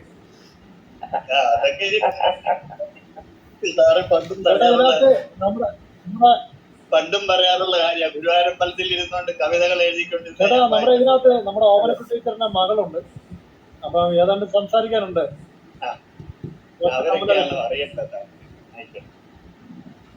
കമല മാഡം നമസ്കാരം സർ. സാറിന്റെ സ്പീച്ച് കേട്ടിട്ട് അത് ഉൾക്കൊള്ളാൻ പറ്റാതെ ഇരിക്കുകയാണ് ഞാൻ ഇതിൽ പഠിക്കാൻ വേണ്ടിയിട്ടാണ് ഞാൻ ഇരിക്കുന്നത്. അപ്പം ഇവിടുന്നൊക്കെയോ ചില എന്താ പറയേണ്ടത്, ചില ബിന്ദുക്കൾ ഇങ്ങനെ ഒരു സമാധാനത്തിനൊരു ചോദ്യങ്ങളും ചോദിക്കുക. ഞാൻ ഇങ്ങനെ നോട്ട് ചെയ്യുന്നുണ്ടായിരുന്നു. അല്ല സമാധാനത്തിന് വേണ്ടിയോ? അല്ല, എനിക്ക് ഒരു ഉത്തരം കിട്ടി സാറിന്റെ നിന്ന്. എനിക്കൊരു ഉത്തരം കിട്ടി. ഞാൻ ആരോ ഫ്രം ഷാഡോ എന്ന് പറഞ്ഞില്ലേ. അപ്പൊ എന്തുകൊണ്ട് കൃഷ്ണന് എന്തുകൊണ്ട് രാമന് പിന്നെ അങ്ങനെ ചെയ്തു എന്നുള്ളൊരു ക്വസ്റ്റ്യൻ എന്റെ മനസ്സിലുണ്ടായിരുന്നു. അത് എനിക്കിപ്പോഴും കിട്ടിയിട്ടില്ല. എന്തുകൊണ്ടാണ് രാമൻ പിന്നെ ഒളിയമ്പ് ചെയ്തത്? ഇതൊക്കെ ഡ്രാമയാണെന്ന് ഞാൻ പറഞ്ഞില്ലേ. ഇതൊക്കെ ഒരു ഡ്രാമയാണ്. അതല്ലെങ്കിൽ അവരെ തമ്മിൽ മോചിപ്പിക്കാനും ഒന്നും സാധ്യതയില്ലല്ലോ. അതുപോലെ നമ്മൾ 10 അവതാരങ്ങൾ പറയുമ്പോൾ സാധാരണ ഇപ്പൊ ബുദ്ധനെ കുറിച്ച് പറയാറുണ്ട്. അപ്പൊ ഞാൻ കവിതയിൽ എഴുതിയിട്ടുണ്ട്, it cannot be you because Krishnan Radha എന്ന് പറയുന്ന കോമ്പിനേഷൻ പ്രിഫിക്സ് ആയിട്ട് ചേർത്തിട്ടുണ്ട്. രാധാകൃഷ്ണനായിട്ടുണ്ട്, സീതാരാമനായിട്ടുണ്ട്. ബുദ്ധൻ ഉപേക്ഷിച്ചു പോയതാണ്. ഭാര്യ ഉപേക്ഷിക്കുന്നവരല്ല ഭാരതീയ സങ്കല്പത്തിൽ ഉണ്ടായിരുന്നവരെന്ന്. അല്ലേ? ഇപ്പൊ നമ്മൾ ഓരോ സങ്കല്പങ്ങൾ പറയുമ്പോൾ അതിനകത്തുള്ള ഉള്ളിലെ കാതൽ അറിഞ്ഞാൽ മനസ്സിലാവും. എന്തെങ്കിലുമൊക്കെ പ്രശ്നങ്ങൾ വീട്ടിലുണ്ടെങ്കിൽ അത് തീർക്കാൻ വേണ്ടിയിട്ട് ഭഗവാൻ ആ രൂപത്തിൽ അവിടെ വരും. ബാലിസുഗ്രീവന്മാരെ വല്ലാത്ത പ്രശ്നങ്ങൾ ഉണ്ടാകുന്ന സമയത്ത് അത് തീർത്തു കൊടുക്കാൻ വേറെ ഒരു മാർഗവും ഇല്ല. രണ്ടും പ്രഗത്ഭന്മാരാണ്. അപ്പോൾ ആരോ ഫ്രം ഷാഡോ കൊടുത്തേ പറ്റൂ. നേരിട്ട് യുദ്ധം ചെയ്തിട്ട് അതിന് സമയം കളയാനില്ല. നേരിട്ട് ചെയ്താൽ പറ്റാത്തതുകൊണ്ടല്ല. അപ്പോൾ ഫോക്കസ് മാറും. വാനരന്മാരെ 2 ആയിട്ട് മാറും, 2 ഗ്രൂപ്പാവും. അവരെല്ലാവരും കൂടി ഒന്നാക്കിയിട്ട് മാറ്റണമെങ്കിൽ ചിലപ്പോൾ അവിടുന്ന് കിഡ്നാപ്പ് ചെയ്ത് കൊണ്ടുകൊണ്ട് വരും. ആ കിഡ്നാപ്പ് ചെയ്യുന്നതിന് ഇക്വലന്റ് ആണ്. ഞാൻ ഡിപ്പാർട്ട്മെന്റ് ഓഫ് സ്പേസിൽ വർക്ക് ചെയ്യുന്ന സമയത്ത് ജെയിൻസ് ബയോളജിക്കൽ വെപ്പൺസ് എന്ന് പറഞ്ഞൊരു പുസ്തകമുണ്ട്. ജെയിൻസ് എന്ന് പറഞ്ഞാൽ അമേരിക്കയിലെ ഏറ്റവും വലിയ ആയുധ നിർമ്മാണത്തെക്കുറിച്ച് പഠിപ്പിക്കുന്ന പുസ്തകമാണ്. ഞാൻ ആ ഡിപ്പാർട്ട്മെന്റൊക്കെ ആയിട്ട് ബന്ധപ്പെട്ട് പഠിച്ചതുകൊണ്ട് വലിയ പുസ്തകങ്ങളൊക്കെ അതിനകത്ത് നിന്ന് മേടിക്കും. ജെയിൻസ് ബുക്സ് എന്നാണ് പറയുക. നിങ്ങൾ പറ്റുകയാണെങ്കിൽ ഗൂഗിളിൽ അതിന്റെ ടെക്സ്റ്റ് കിട്ടില്ല, പക്ഷെ കവർ പേജും ചെറിയ ഇൻഡെക്സും നിങ്ങൾക്ക് കിട്ടും. അതിന്റെ ഫസ്റ്റ് പേജ് എന്താണെന്ന് അറിയോ? ആ ബുക്ക് മേടിച്ച് കുറേ മോഡലുകളൊക്കെ മേടിക്കരുത് ഞങ്ങൾ. അന്ന് അതിന് എക്സ്പെരിമെന്റ് ചെയ്യാനൊക്കെ ഭാഗമായിരുന്നു ഞാൻ. അപ്പൊ അത് ചെയ്ത സമയത്ത് അതിന്റെ ഫസ്റ്റ് ഭാഗം പറയുന്നത് there was a time in India where biological weapons were in use and that was during Rama's war. അന്ന് ഓരോരാളുടെ കളർ നോക്കിയിട്ട്, അതാണ് അസുരന്മാരും ദേവന്മാരും തമ്മിൽ സ്കിന്നിന്റെ ചെറിയ കളർ ഡിഫറൻസ് നോക്കിയിട്ട് ആയുധം അയച്ചാൽ ബ്ലാക്ക് സ്കിൻ ഉള്ളവർക്കൊക്കെ മരിച്ചു കിടക്കുന്നവരും അല്ലെങ്കിൽ ഉറങ്ങിക്കിടക്കുന്നവരും വൈറ്റ് സ്കിൻ ഉള്ളവർക്കൊക്കെ ചാടിപ്പോകാൻ പറ്റുന്നതായിട്ടുള്ള രോമമുള്ളവരും രോമമില്ലാത്തവരെയും എഫക്റ്റ് ചെയ്യാൻ പറ്റുന്ന വൈറസുകൾ ഉണ്ടാക്കാൻ പറ്റുന്ന ടെക്നോളജി അന്ന് ഉണ്ടായിരുന്നു എന്ന് നമ്മളല്ല പറയുന്നത്. Jains book on biological and chemical weapons എന്ന് പറയുന്ന പുസ്തകമാണ്. ആ ബുക്ക് അവൈലബിൾ അല്ല. ആ ബുക്കിന്റെ PDF ഉണ്ടായിരുന്നില്ല. ഇപ്പൊ ഉണ്ടോ എനിക്കറിയില്ല, ഞാൻ അന്ന് ഉണ്ടായിരുന്നില്ല. ആ പുസ്തകം എന്റെ ലൈബ്രറിയിൽ ഇവിടെ ഇരിപ്പുണ്ട്. ഞാനിപ്പോൾ ഗവൺമെന്റ് ക്വാർട്ടേഴ്സിലാണ് താമസിക്കുന്നത്. ഞാൻ ഉള്ള കാലത്ത് മേടിച്ചു വെച്ച ബുക്ക് ഇപ്പോഴും ആ ലൈബ്രറിയിലുണ്ട്. It's a huge book. അപ്പൊ പലപ്പോഴും ലോകത്തിന്റെ പല ഭാഗത്തുള്ളവര് നമ്മൾ അറിയാത്ത പല സംഭവങ്ങളും നമുക്കറിയോ. ഒരു ബയോളജിക്കൽ വെപ്പൺ അങ്ങനെ പറ്റുന്നു. ഇപ്പൊ രാമൻ ഒരാളെ കൊല്ലണമെങ്കിൽ നേരിട്ട് കാച്ചാം, പക്ഷെ അതിനേക്കാളും ഭേദം ഒളിയം പെയ്തിട്ട് അങ്ങോട്ട് കൊല്ലുകയാണ്. അപ്പൊ ആരാ കൊല്ലുന്നതെന്ന് അറിയില്ല, നമുക്കല്ലേ അറിയുള്ളൂ, വാത്മീകല്ലേ അറിയുള്ളൂ. മരിച്ചാക്ക് അറിയില്ലല്ലോ ഇത് ഒളിയമ്പാണെന്ന്. അവിടെയുള്ള വാനരന്മാർക്ക് അറിയില്ലല്ലോ. നമ്മളോട് വാത്മീകി പറഞ്ഞതുകൊണ്ടല്ലേ നമ്മൾ അറിയണത്. പറയാണ്ടിരുന്നാലോ അറിയില്ലായിരുന്നു. അപ്പൊ നമ്മൾ അറിയിക്കേണ്ടതൊക്കെ മാത്രമേ അറിയിച്ചിട്ടുള്ളൂ. ആ അറിയിച്ചതിനൊരു കാര്യം ഉണ്ടാവും, ഒരു കാരണം ഉണ്ടാവും. Objective and scope is very clear for our writers. അതുകൊണ്ടാണ് അവരിതിന്റെ ഭാഗമാവുന്നത്. ഇതിഹാസം, ഇവിടെ നടന്ന സംഭവം ഞാൻ കണ്ടതാണ് ഞാൻ എഴുതുന്നത്. അത് ഹിസ്റ്ററി അല്ല, ആരോ പറഞ്ഞു കേട്ടതല്ല, പുരാണമല്ല, ഇതിഹാസമാണ്. നമ്മൾ വാക്കുകൾ ഉപയോഗിക്കുമ്പോൾ പുരാണോ ഇതിഹാസങ്ങൾ എന്ന് പറയും, ആചാരാനുഷ്ഠാനങ്ങൾ അങ്ങനെ പറയരുത്. ഇതിഹാസം ഇതിഹാസമാണ്, പുരാണം പുരാണമാണ്. പുരാണം ആർക്കോ പറഞ്ഞു കൊടുത്തിട്ടുള്ളതാണ്. അത് ദേവി മഹാത്മ്യം എന്ന് പറയുന്നത് പറഞ്ഞു കൊടുത്തിട്ടുള്ള സംഭവമാണ്. രാമായണം ഫുൾ പറഞ്ഞു കൊടുക്കുന്നത് സീതയുടെ കഥയും രാമന്റെ കഥയൊക്കെ ശിവനാണ് പാർവതിക്ക് പറഞ്ഞു കൊടുക്കുന്നത്. നടക്കുന്നത് തടാകത്തിന്റെ മുമ്പിലാണ്. അവിടെ ഗൗരികുണ്ട് എന്ന് പറയുന്ന സ്ഥലം, അതിനൊക്കെ പ്രദക്ഷിണം വെച്ച് വന്നിട്ടുള്ള ആളാണ്. അപ്പൊ നമ്മൾ പറയും ഇവിടെയാണ് നടന്നത്. അവിടെ എത്തണമെങ്കിൽ നമ്മൾ സ്വന്തം ഇല്ലാണ്ടായിട്ട് പോകണം. നമ്മൾ ഉണ്ടായിട്ട് നമ്മളായിട്ട് പോകുമ്പോൾ നടക്കില്ല. അതുകൊണ്ട് മരണത്തിലൂടെ കടന്നു പോയിട്ട് വേണം നമ്മൾ അവിടെ എത്താൻ. ആ ഒരു അറിവ് നമുക്കുണ്ടാവുമ്പോൾ നമ്മൾ ഇന്ന് ഈ ലോജിക്കൽ അല്ല ആലോചിക്കേണ്ടത്. യുക്തിയുക്തം ഉപാധേയം വചനം ബാലകാതപി അന്യത്രണമവത്യാജ്യം അഭ്യുക്തം ബ്രഹ്മകാതപി എന്നാണ്. നമ്മുടെ ലോജിക്കല്ല അത്. നമുക്കറിയുന്ന ലോജിക്ക് എന്ന് പറയുന്നത് നമ്മുടെ വിവരം വെച്ചിട്ടുള്ള ലോജിക്കാണ്. അതിലാണ് ഈ സംശയങ്ങൾ വരുന്നത്. എന്തിനാ അയാളെ കൊന്നത്, എന്തിനാ ഗംഗാപുത്രന്മാരെയൊക്കെ വെള്ളത്തിലിട്ട് കൊന്നത്. ബ്യൂട്ടിഫുൾ ആയിട്ടുള്ളൊരു പുസ്തകമുണ്ട്, ഭാരതീയ വിദ്യാഭവൻ പബ്ലിഷ് ചെയ്തിട്ടുള്ള മഹാഭാരത ഈസ് അൺബിലീവബിൾ എന്നാണ്. അത് വായിക്കേണ്ട കുറെ പുസ്തകങ്ങളുണ്ട്. Mahabharata is unbelievable. അത് വായിച്ചു നോക്കിയാൽ മനസ്സിലാവും. ഓരോ കാര്യങ്ങളെടുത്ത് എന്തുകൊണ്ട് ബിലീവബിൾ അല്ല എന്ന് പറഞ്ഞിട്ട് അവസാനം മാത്തമാറ്റിക്സിൽ റിഡക്ഷോ അബ്സേർഡ് മെത്തേഡ് എന്നുണ്ട്. ആദ്യം തെറ്റാണെന്ന് പറഞ്ഞ് പിന്നെ ശരിയാക്കി തരുവായ നമ്മൾ. അങ്ങനെ പ്രൂവ് ചെയ്യുന്ന പുസ്തകങ്ങളാണ് അവയൊക്കെ. അതുപോലെ മഹാത്മാഗാന്ധിയുടെ ഗീതാമൈ മദർ വായിക്കേണ്ട പുസ്തകമാണ്, ഗീതാമൈ മദർ. ഇതൊന്നും ഇപ്പം ഭാരതീയ വിദ്യാഭവൻ പബ്ലിഷ് ചെയ്യുന്ന പോലും ഇല്ല. എന്നിട്ട് ലൈബ്രറിയിലുള്ളത് ഫോട്ടോസ്റ്റാറ്റ് എടുത്തിട്ട് ഞാൻ അയച്ചു വരുത്തുക ചെയ്തത്. അയാൾക്ക് മണി കാശ് കൊടുത്തിട്ട് എങ്ങനെയെങ്കിലും ഒന്ന് ഫോട്ടോസ്റ്റാറ്റ് വേണമെന്നുണ്ട്. ഇപ്പൊ പലപ്പോഴും വലിയ വലിയ സംഭവങ്ങൾ വളരെ ചെറുതായിട്ട് വ്യക്തമായിട്ട് എഴുതിയിട്ടുള്ള കുറെ പുസ്തകങ്ങളുണ്ട്. അത് വെച്ച് വായിച്ച് പഠിക്കാൻ തയ്യാറാവണം. അപ്പോഴേ ഞാൻ ഇതിനിടെ ന്യൂ എഡ്യൂക്കേഷൻ പോളിസിയെ കുറിച്ച് പറഞ്ഞു. വിവേകാനന്ദ സ്വാമികൾ എഴുതിയിട്ടുള്ള my India my eternal India 13 page, അത് വായിച്ചിട്ട് വേണമായിരുന്നു നമ്മൾ ന്യൂ എഡ്യൂക്കേഷൻ പോളിസി എഴുതാൻ, അല്ലെങ്കിൽ നാളെ എഴുതാൻ പറ്റുന്ന പോളിസി. അത് വായിക്കുമ്പോൾ മനസ്സിലാവും നമുക്ക് അറിയാത്ത എന്തോ സംഭവങ്ങളൊക്കെ ഈ ലോകത്തുണ്ടായിരുന്നു. അപ്പൊ നമ്മൾ കൃത്യമായിട്ട് പഠിക്കാൻ തയ്യാറാവുമ്പോൾ ആ റിഡക്റ്റീവ് അബ്സേർഡ് മെത്തേഡിലൂടെ നമുക്ക് മനസ്സിലാവും ഇതൊന്നും അല്ല. ഞാൻ ന്യൂ എഡ്യൂക്കേഷൻ പോളിസിയുടെ ക്ലാസ്സുകൾ പല യൂണിവേഴ്സിറ്റികളും എടുത്തിട്ട് അക്കാഡമിക് സ്റ്റാഫ് കോളേജ് ഡയറക്ടർ ആയിരുന്നു. അതുകൊണ്ട് യൂണിവേഴ്സിറ്റികളിൽ ക്ലാസ് എടുക്കാൻ സ്ഥിരമായിട്ട് വിളിക്കും. അപ്പോൾ അങ്ങനെ ക്ലാസ് എടുത്ത സമയത്ത് ന്യൂ എഡ്യൂക്കേഷൻ പോളിസിനെ കുറിച്ച് ഡോക്ടർ TPS എന്ത് നന്നായിട്ട് പറഞ്ഞു. ഞാൻ പറഞ്ഞു സർവേപ്പള്ളി രാധാകൃഷ്ണൻ 1968 കേരള യൂണിവേഴ്സിറ്റിയിൽ കൊടുത്ത പ്രഭാഷണം ഞാനിപ്പോൾ പറഞ്ഞു, മറ്റൊന്നും അല്ല എന്ന് പറഞ്ഞു. നമ്മുടെ ധാരണ പുതിയത് മാത്രമാണ് നല്ലത്, പഴയതൊക്കെ മോശം എന്നാണ്. ആ തിരിച്ചറിവ് നമുക്ക് ഉണ്ടായാൽ മതി. അതിനാണ് തിരിച്ചറിവ് എന്ന് പറയാം. തിരിച്ചു പിന്നോട്ട് പോകുമ്പോഴാണ് തിരിച്ചറിവ് ഉണ്ടാവും. നമസ്കാരം. ജയ് ശ്രീരാം. ജയ് ശ്രീരാം. നമ്മള് ധാർമ്മികമായിട്ട് ജീവിക്കുമ്പോൾ ചിലപ്പോൾ ശ്രീരാമന്റെ മാതിരി മറിഞ്ഞിരുന്ന അമ്പായിക്കേണ്ടി വരും ഈ കാലഘട്ടത്തിനനുസരിച്ച്. അതാണ് അതിൽ നിന്നും ഒരു പോയിന്റ് നമ്മൾ മനസ്സിലാക്കും. ധർമ്മത്തെ സംരക്ഷിക്കാൻ വേണ്ടിട്ട് ചിലപ്പോൾ നേരിട്ട് അഗ്രതശ്ചതുരോവേദ പൃഷ്ഠജശനം ധനുർന്നാണ്. അഗ്രതശ്ചതുരോവേദ, എവിടെയൊക്കെ എനിക്ക് ആശീർവാദം കൊടുക്കണമോ അവിടെയൊക്കെ കൊടുക്കണം, എവിടെയൊക്കെ അമ്പ് ചെയ്യണോ അവിടെയൊക്കെ അമ്പ് ചെയ്യാൻ തയ്യാറായിട്ടാണ് നമ്മുടെ എല്ലാ ഭഗവാന്മാരും. അത് കൃത്യമായിട്ടുണ്ടാവണം, അത് പറഞ്ഞു കൊടുത്തിട്ടുമുണ്ട്. ധർമ്മത്തിൽ നടത്താൻ വേണ്ടിയാണ്.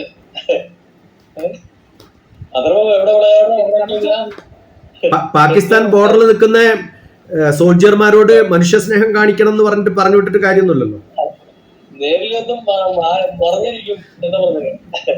ഇതം ബ്രാഹ്മം ഇതം ഛാത്രം ശാപാതപി ശരാതപി എന്നാണ്. ഇതം ബ്രാഹ്മം ഇതം ഛാത്രം, എവിടെ അറിവ് കൊടുക്കണോ എവിടെ ബ്രാഹ്മം കൊടുക്കണോ അവിടെ ബ്രാഹ്മം കൊടുക്കുക. ഇതം ഛാത്രം, എവിടെ ക്ഷത്രിയനായി മാറണമോ അവിടെ ക്ഷത്രിയനാവുക. ശാപാതപി ശരാതപി, എവിടെ ശാപം കൊടുക്കണോ അവിടെ ശാപം കൊടുക്കുക, എവിടെ ശരം കൊടുക്കണോ അവിടെ ശരം കൊടുക്കുക. അഗ്രതശ്ചതുരോവേദ പൃഷ്ഠജശരം ധനുർ, കൃത്യമായിട്ട് പറഞ്ഞു തന്നിട്ടുണ്ട്. അതെല്ലാ ഭഗവാന്മാരും ഏറ്റവും നല്ല ബ്യൂട്ടിഫുൾ ആയിട്ടുള്ള നമ്മുടെ, ഞാൻ സാധാരണ ഈ ലോർഡ് കൃഷ്ണ ലോർഡ് രാമ എന്നൊക്കെ ഇപ്പൊ പറയാറുണ്ട്, എന്നാൽ ലേഡി ദുർഗ എന്നും കൂടി പറഞ്ഞോളാൻ പറയും. നമ്മളോട് പറഞ്ഞത് മറ്റുള്ള സമുദായക്കാരാ ഏറ്റെടുത്തേക്കുന്നത്. നമ്മൾ നേരെ വീടാണ്.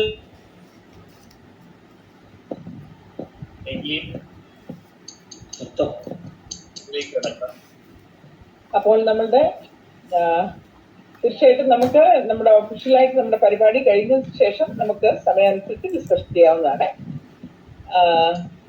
എന്താണ് പറയേണ്ടത്, ഇതുപോലുള്ള പ്രഭാഷണങ്ങൾ നമ്മൾ ഈ 30 മിനിറ്റ് 40 മിനിറ്റ് സമയത്തേക്ക് വെച്ചാൽ ഒന്നും ആകില്ലെന്ന് നമുക്കറിയാം.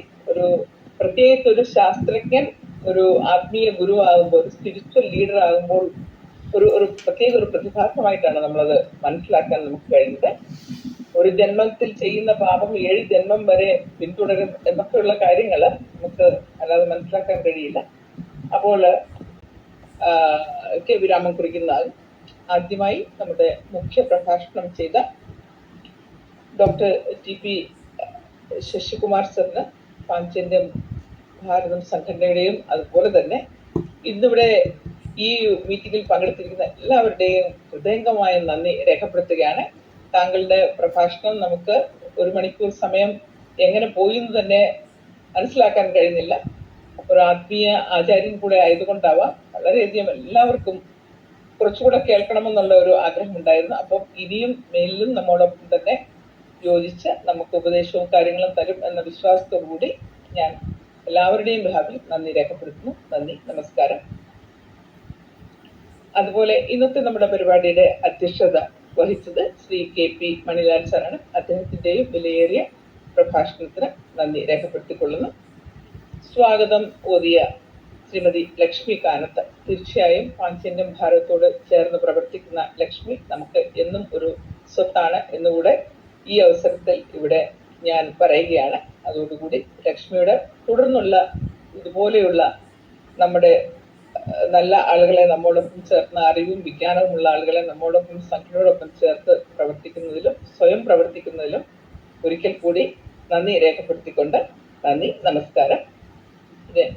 നയന മോള് നമ്മുടെ ഈശ്വര പ്രാർത്ഥന ചെയ്ത് ഒരു വളർന്നു വരുന്ന കലാകാരിയാണ്. ആ കുഞ്ഞിനും ഞാൻ ഈ അവസരത്തിൽ നന്ദി രേഖപ്പെടുത്തിക്കൊള്ളുന്നു.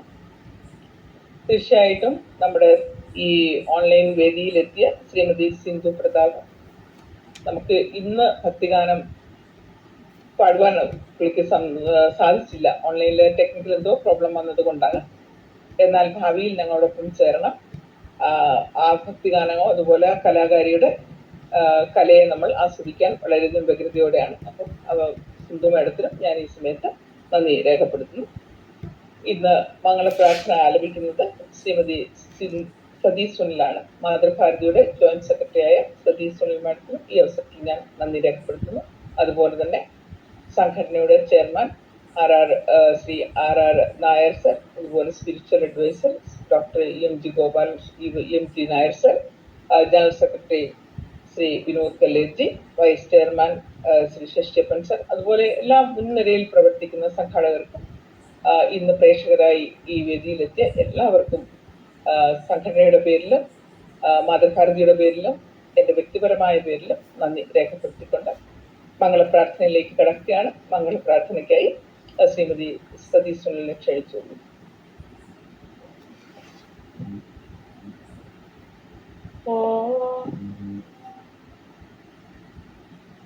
സർവേ വിസ്തുവിനസ്സന്തു സർവേ സന്തു നിരാമയാ സർവേ ഭദ്രാണി പശ്യന്തും മാ കശ്ചിത് ദുഃഖഭാഗ് ഭവേത്. ഓം ശാന്തി ശാന്തി ശാന്തി. നന്ദി സതി മാഡം. ശ്രീരാമസാഗരം 2024 നാം ഓരോ ചരണങ്ങളായിട്ടാണ് നടത്തുന്നത്. ഒരാഴ്ചയിൽ 3 ദിവസം ഓൺലൈനും ബാക്കി ദിവസങ്ങളിൽ ഓഫ്ലൈനുമായിട്ടുള്ള പരിപാടിയാണ് ആസൂത്രണം ചെയ്തിരിക്കുന്നത് ഈ വർഷം. ഇപ്പോൾ നമ്മൾ 3-ാം ചരണം കഴിഞ്ഞിരിക്കുകയാണ്. അടുത്ത ആഴ്ചയും ഇതുപോലെ തന്നെ പ്രോഗ്രാം സെറ്റ് ചെയ്തിട്ട് നമ്മൾ എല്ലാവരെയും ഓൺലൈനിലൂടെ അറിയിക്കുന്നതായിരിക്കും. എല്ലാവരും ഈ വേദി ഉപയോഗപ്പെടുത്തണമെന്ന് ആത്മാർത്ഥമായി അഭ്യർത്ഥിച്ചുകൊണ്ട് എല്ലാവർക്കും നന്ദി, നമസ്കാരം. ഇതോടുകൂടി ഇന്നത്തെ ഈ പരിപാടി ഔദ്യോഗികമായി അധ്യക്ഷന്റെ നിർദ്ദേശത്തോടുകൂടി അല്ലെങ്കിൽ അദ്ദേഹത്തിനാണ്. ഇനിയും എന്തെങ്കിലും നമുക്ക് സംസാരിക്കാനുണ്ടെങ്കിൽ തീർച്ചയായും വേദി 4-5 മിനിറ്റോട് നമുക്ക് ഇരിക്കാവുന്നതാണ്. ശശികുമാർ സാറിന്റെ അടുത്ത് മറ്റുള്ളവർ ആരൊക്കെയോ എന്തൊക്കെ ചോദിക്കാൻ ശ്രീധരേട്ടാ നമസ്കാരം. ശരി. ശ്രീധരേട്ടാ നമസ്കാരം. അപ്പൊ എന്തെങ്കിലും ചോദിക്കണമെന്നുണ്ടെങ്കിൽ ഗിരിജയുണ്ട്, നന്ദിനി ഉണ്ട്. സന്തോഷം.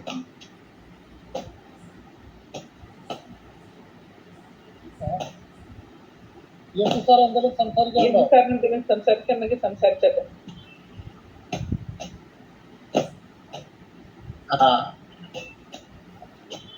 ശശികുമാർജി നമസ്കാരം. നമസ്കാരം. ഞാൻ എറണാകുളത്തു നിന്നാണ്. ഓ, ശാസ്ത്രം എന്ന് കേൾക്കുമ്പോ പാശ്ചാത്യ ശാസ്ത്രം എന്ന് തെറ്റിദ്ധരിച്ചിട്ടുള്ള ആധുനിക കാലത്ത് ആധ്യാത്മികതയുടെ അടിത്തറയിൽ തന്നെ ഭാരതീയ ശാസ്ത്രത്തിന്റെ ഒരു ദിഗ്മാത്ര ദർശനം രാമായണത്തിന്റെ പശ്ചാത്തലത്തിൽ അവതരിപ്പിച്ചത് വളരെ വളരെ അനർത്ഥമാണ്. ഈ സദസ്സിലുള്ളവർ മുഴുവൻ ധന്യരാണ്. പാഞ്ചജന്യം 4 വർഷമായി പ്രവർത്തിക്കുന്നു. അങ്ങ് ആദ്യമായിട്ടാണ് നമ്മുടെ പരിപാടിയിൽ പങ്കെടുക്കുന്നത്. തീർച്ചയായും പാഞ്ചജന്യത്തിന്റെ മുന്നോട്ടുള്ള പരിപാടികളിലെ ശരിയായ ദിശാബോധം നൽകുവാൻ അങ്ങനെപ്പോലെയുള്ള ആധ്യാത്മിക ശാസ്ത്രജ്ഞന്മാർക്ക് ആധുനികതയും ആധ്യാത്മികതയും ഭാരതീയ ആധ്യാത്മികതയും ഒന്നിച്ചു കൊണ്ടുപോകാൻ കഴിയുന്ന ഡോക്ടർ ഗോപാലകൃഷ്ണൻ സാറിന്റെ ആ ഭാരതീയ ശാസ്ത്ര പാരമ്പര്യത്തിന്റെ ക്ലാസ്സുകൾ കേട്ടിട്ടുള്ള ധാരാളം ആളുകൾ നമ്മുടെ കൂടെ ഉണ്ട്. സാറിന്റെ ക്ലാസ്സുകൾ അധികം കേൾക്കാൻ ഈ വേദിയിൽ സാധിച്ചിട്ടില്ല. തീർച്ചയായും സാറിന്റെ സാന്നിധ്യം, സാറിന്റെ അർത്ഥപൂർണമായ വാക്കുകൾ വീണ്ടും ശ്രീമാൻ പ്രശസ്ത ശാസ്ത്രജ്ഞൻ ശശികുമാർജിയുടെ സാന്നിധ്യം ഉണ്ടാകണമെന്ന് വളരെ വിനയപൂർവ്വം അഭ്യർത്ഥിക്കുന്നു. ഞാനും ശ്രീധരേട്ടനൊക്കെ പണ്ടേ പരിചയമുള്ളതാണ്. കൽക്കട്ടയിലൊക്കെ എന്നെ ആദ്യം ഹോസ്റ്റ് ചെയ്ത ശ്രീധരേട്ടനാണ്. കൽക്കട്ടയിൽ വർക്ക് ചെയ്യുന്ന ഓഫീസിൽ ഞാൻ ക്ലാസ് എടുക്കാൻ പോയിട്ടുണ്ട്. അന്ന് യാത്ര ചെയ്യുന്ന സമയത്ത് ശ്രീധരേട്ടനായിരുന്നു എന്നോട് കുറേ സംസാരിച്ചത്. പാഞ്ചജന്യം പണ്ടേ കേട്ടിട്ടുണ്ട്, ഞാൻ കേട്ടിട്ടുണ്ട് പണ്ടേ. ഒന്നുമില്ലെങ്കിൽ എനിക്ക് തോന്നുന്നു 6 രാജ്യങ്ങളിൽ ബാലഗോകുലം തുടങ്ങിയത് ഞാനാണ്. ജയ്പൂർ തുടങ്ങിയത് ഞാനാണ്. MAയും ഞാനും കൂടെ ഉണ്ടായിരുന്നു കുറേ കാലം കോഴിക്കോടൊക്കെ. കുഞ്ഞുണ്ണി മാഷിന്റെ കാലത്ത് കോഴിക്കോട് ഉണ്ടായിരുന്നു. ഇന്റർനാഷണൽ ബാലഗോകുലം നടത്തിയ സമയത്ത് ഞാനായിരുന്നു വൈസ് ചെയർമാൻ സംഘാടക സമിതിയുടെ. വിളിക്കുമ്പോൾ എപ്പോഴും ഉണ്ടാവാറുണ്ട്. ആ സമയത്തൊക്കെ ഇവിടെ നിന്നൊക്കെ പറന്നു പോകാറുണ്ട് നാട്ടിലേക്ക്. അതിനൊക്കെ കാലം ഉണ്ടായിരുന്നു. 28 ബാലഗോകുലം തുടങ്ങുമ്പോ ഞാൻ അന്ന് ബാലഗോകുലത്തിന്റെ സംസ്ഥാന ഉപാധ്യക്ഷനായിരുന്നു. 32 വർഷം ബാലഗോകുലത്തിൽ പ്രവർത്തകനായിരുന്നു. ഞാനൊക്കെ പാത്തും പതുങ്ങിയും ഒളിഞ്ഞും ഒക്കെ ഗൾഫിൽ ക്ലാസ് എടുക്കാൻ പോകുമ്പോ 10 ചെരുപ്പുണ്ടായാൽ അത് ചാക്കിൽ കെട്ടിയിട്ട് എവിടെയെങ്കിലുമൊക്കെ വെക്കേണ്ട ഒരു കാലം ഉണ്ടായിരുന്നു. ഇന്നൊക്കെയാണ് ഗൾഫിൽ ക്ലാസ് എടുക്കാൻ എളുപ്പം. അങ്ങനെ ഒരു കാലത്ത് ക്ലാസ് എടുക്കാൻ പോയിട്ടുള്ള ആളാണ് ഞാൻ.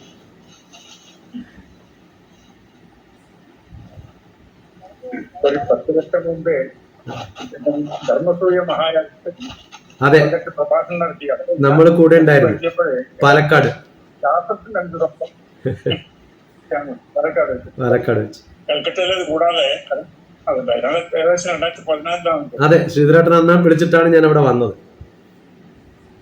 അതെ അതെ.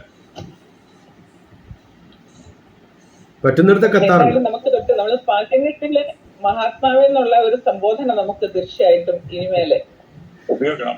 നമ്മള് ലോർഡ് രാമ, ലോർഡ് കൃഷ്ണ എന്നൊക്കെ പറയുമ്പോ ഞാൻ ചോദിക്കാറുണ്ട്, ലേഡി സീത, ലേഡി ഭഗവതി എന്നൊക്കെ വിളിക്കുമോ ഇനി നിങ്ങളത്?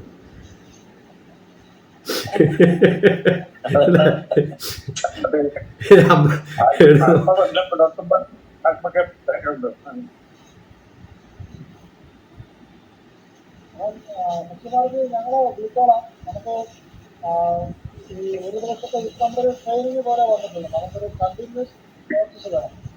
അല്ല, അത്രയൊന്നും അറിയില്ല എനിക്ക്. നമ്മളെ ഏതൊക്കെയോ മഹാന്മാരുടെ കൂടെ കുറച്ചു കാലം കിടന്നുറങ്ങിയിട്ടുണ്ട്, യാത്ര ചെയ്തിട്ടുണ്ട്. ഗോപാലകൃഷ്ണൻ സാറൊക്കെ 4-5 ദിവസം എൻ്റെ വീട്ടിൽ താമസിച്ച സമയത്ത് ഞാൻ പ്രഭാഷണം നടത്തിയത് 18 സ്ഥലങ്ങളിൽ പ്രഭാഷണത്തിന് വിളിച്ചു. അന്ന് ഒരു സ്ഥലത്ത് വിളിച്ചപ്പോൾ പറ്റില്ല പറഞ്ഞു. ഞാൻ പ്രഭാഷകനാവാൻ അബദ്ധത്തിൽ പ്രഭാഷകനായത് ഗോപാലകൃഷ്ണൻ സാറെ കൊണ്ടാണ്. സാറും തന്നെ അന്നും വിളിക്കുക, എന്നും വിളിക്കാം. ഡോക്ടർ ഗോപാലകൃഷ്ണൻ ഏതോ ഒരു പിന്നെ ഇവിടെ ഒരു പരവിദ്യ അപരവിദ്യ എന്ന് പറയുന്ന ഒരു പ്രോഗ്രാം നടക്കുന്ന സമയത്ത് ഡോക്ടർ ഗോപാലകൃഷ്ണനെ കൊണ്ടുവരാമെന്ന് ഞാൻ അങ്ങോട്ട് ഏറ്റു. അത് കഴിഞ്ഞപ്പോഴാണ് ഇദ്ദേഹത്തെ കൊണ്ടുവരാൻ അത്ര എളുപ്പമൊന്നും അല്ല. 26,000 രൂപ ഫ്ലൈറ്റ് ഫെയർ, അത് ഓർഗനൈസേഷൻ കൊടുക്കില്ല. അവസാനം ഞാൻ കാസറ്റ് വിറ്റ് കാശുണ്ടാക്കാന്നൊക്കെ തീരുമാനിച്ചു. അന്ന് എൻ്റെ ശമ്പളം പോലും അത്രയില്ല.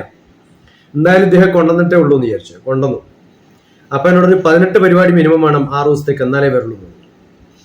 ഞാനൊരു ഫേക്ക് പ്രോഗ്രാം ലിസ്റ്റ് ഉണ്ടാക്കിയിട്ട് അയച്ചു കൊടുത്തു. അത് കഴിഞ്ഞിട്ട് ഇയാളെ എസ് എന്ന് പറഞ്ഞു കഴിഞ്ഞിട്ടാണ് പിന്നെ ഞാൻ പ്രോഗ്രാം ഫിക്സ് ചെയ്തത്. കാരണം ആരാ ആദ്യം മുട്ടാതെ നമുക്ക് പറയാൻ പറ്റില്ലല്ലോ. അവസാനം എല്ലാവരുടെ പ്രോഗ്രാമും ശരിയായ സമയത്ത് എൻ്റെ കാറിൽ മുമ്പിൽ ഇരിക്കും ഞാൻ, ഡ്രൈവർ. അതിൻ്റെ ഇടയിൽ ഒരു ബക്കറ്റില് കുറേ ഫ്രൂട്ട്സും വെജിറ്റബിൾസും കട്ട് ചെയ്ത് ഞാൻ പറഞ്ഞു, മൂത്രം ഒഴിക്കാൻ പോലും സമയം തരില്ല, കഴിച്ചോളാം, ഇറങ്ങാ, പ്രഭാഷണം അടുത്ത സ്ഥലത്ത് കൊണ്ടുപോകുന്നു പറഞ്ഞു. അങ്ങനെ 450 കിലോമീറ്റർ ഓടിച്ചിട്ട് പ്രഭാഷണം നടത്തിപ്പിച്ചു ഞാൻ. അതിന് തിരിച്ച് എന്നെ കേരളത്തിൽ കൊണ്ടുപോയിട്ട് ആദ്യമായിട്ട് Asianet radio, all India radio, കുറേ പ്രഭാഷണങ്ങളൊക്കെ അറേഞ്ച് ചെയ്തത് ഡോക്ടർ ഗോപാലകൃഷ്ണനാണ്. അപ്പൊ അതായിരുന്നു എൻ്റെ തുടക്കം. സത്യം പറഞ്ഞാൽ ഞാൻ ഇതിനകത്തൊക്കെ അങ്ങനെയാണ് ഞാൻ തിരുമേനിയെ പരിചയപ്പെടുന്നത്. ഗോപാലകൃഷ്ണൻ എഴുതിയിട്ടുള്ളൊരു ഒരു കാർഡാണ്, ഇദ്ദേഹത്തെ പരിചയപ്പെട്ടാൽ നഷ്ടമാവില്ല എന്ന്. അങ്ങനെ എന്നെ കാണാൻ വരികയാണ് എൻ്റെ ഗുരു. ഇതൊക്കെ വലിയൊരു ഭാഗ്യമാണ്. അപ്പൊ അങ്ങനെ അവിചാരിതമായിട്ട് കുറെ പേരെയൊക്കെ പരിചയപ്പെടാൻ പറ്റി. പിന്നെ ഒരാളെ പരിചയപ്പെട്ട് ഗുണമുണ്ടെന്ന് അറിഞ്ഞാൽ പിന്നെ ആളെ വിടാറില്ല, അവരുടെ പിന്നാലെ കൂടും. അങ്ങനെ കൂടെ പോയി താമസിച്ചു, അദ്ദേഹത്തിന്റെ കൂടെ യാത്ര ചെയ്തു. അങ്ങനെയൊക്കെ പഠിച്ചിട്ടുള്ള ചില സംഭവങ്ങൾ മാത്രമല്ല, അല്ലാണ്ട് ഗാഠമായിട്ടൊന്നും പഠിച്ചിട്ടൊന്നുമില്ല. പക്ഷെ പഠിച്ചതൊക്കെ എഴുതുകയും വായിക്കുകയും.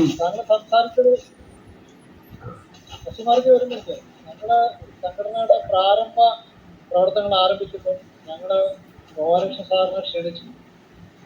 അപ്പൊ അദ്ദേഹം പറഞ്ഞ്, നിങ്ങളിപ്പോ അങ്ങോട്ട് മുന്നോട്ട് പോകും, കുറച്ച് കഴിഞ്ഞ് ഞാൻ നിങ്ങൾ പോകുന്നത് എങ്ങനെയാന്ന് നോക്കട്ടെ, ഇത് വരാൻ ഡൗട്ട് ഉണ്ടായിരുന്നു, ഇത് എന്താണ് ലക്ഷ്യമാക്കുന്നത്.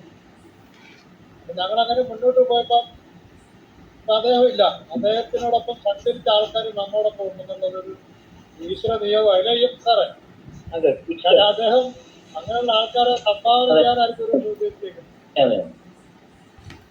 ഞങ്ങൾ ആത്മാർത്ഥമായി അദ്ദേഹത്തിന്റെ സാന്നിധ്യം അന്നേരം ആഗ്രഹിച്ചു. അപ്പൊ അദ്ദേഹം അത്ര ബിസിയിലാണ്. എന്ത് സാർ അന്ന് ക്ഷണിക്കില്ലേ,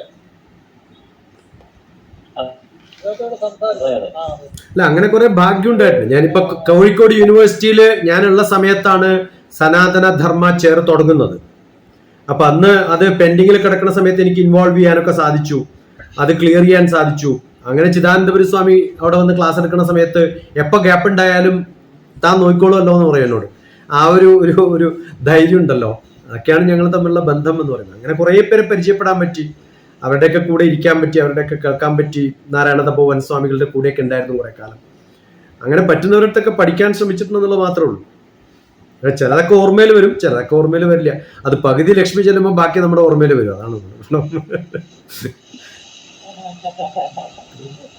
ഒരു വിനോജി ഒരു കാര്യം പറഞ്ഞോട്ടെ. ഗോപാലകൃഷ്ണൻ സാറിന് വളരെ മതിപ്പുള്ള വ്യക്തിത്വമാണ് ഇരിക്കുന്നത്. അതുകൊണ്ട് തന്നെ അദ്ദേഹത്തിന്റെ സാന്നിധ്യം തന്നെയാണ് നമ്മുടെ മുന്നിലുള്ളത്. അതെനിക്ക് ഉറപ്പു തരാൻ സാധിക്കും. കാരണം ഞങ്ങള് സാറ് പോയത് അത് TP സാറിന് മനസ്സിലാവും ഞാൻ പറയുന്ന, മറ്റാർക്കും ചിലപ്പോൾ മനസ്സിലാവില്ല. കാരണം എന്താ വെച്ചാല് ഗോപാലകൃഷ്ണൻ സാറ് പോയതിനു ശേഷം എനിക്കും സാറിനോടൊപ്പം അങ്ങ് കൃത്യമായിട്ട് എപ്പോഴും സ്വന്തം സഹചാരിയായിട്ട് നടന്നിരുന്ന പ്രഭാകരൻ സാറിനുമെല്ലാം അതീന്ദ്രിയമായിട്ടുള്ള ചില അനുഭവങ്ങൾ ഉണ്ടായി. നമുക്ക് വിശദീകരിക്കാൻ സാധിക്കില്ല. സാറിന്റെ സാന്നിധ്യം സാറിന് ബോധ്യപ്പെടുത്തി തരുന്ന ചില അനുഭവങ്ങൾ ഉണ്ടായി.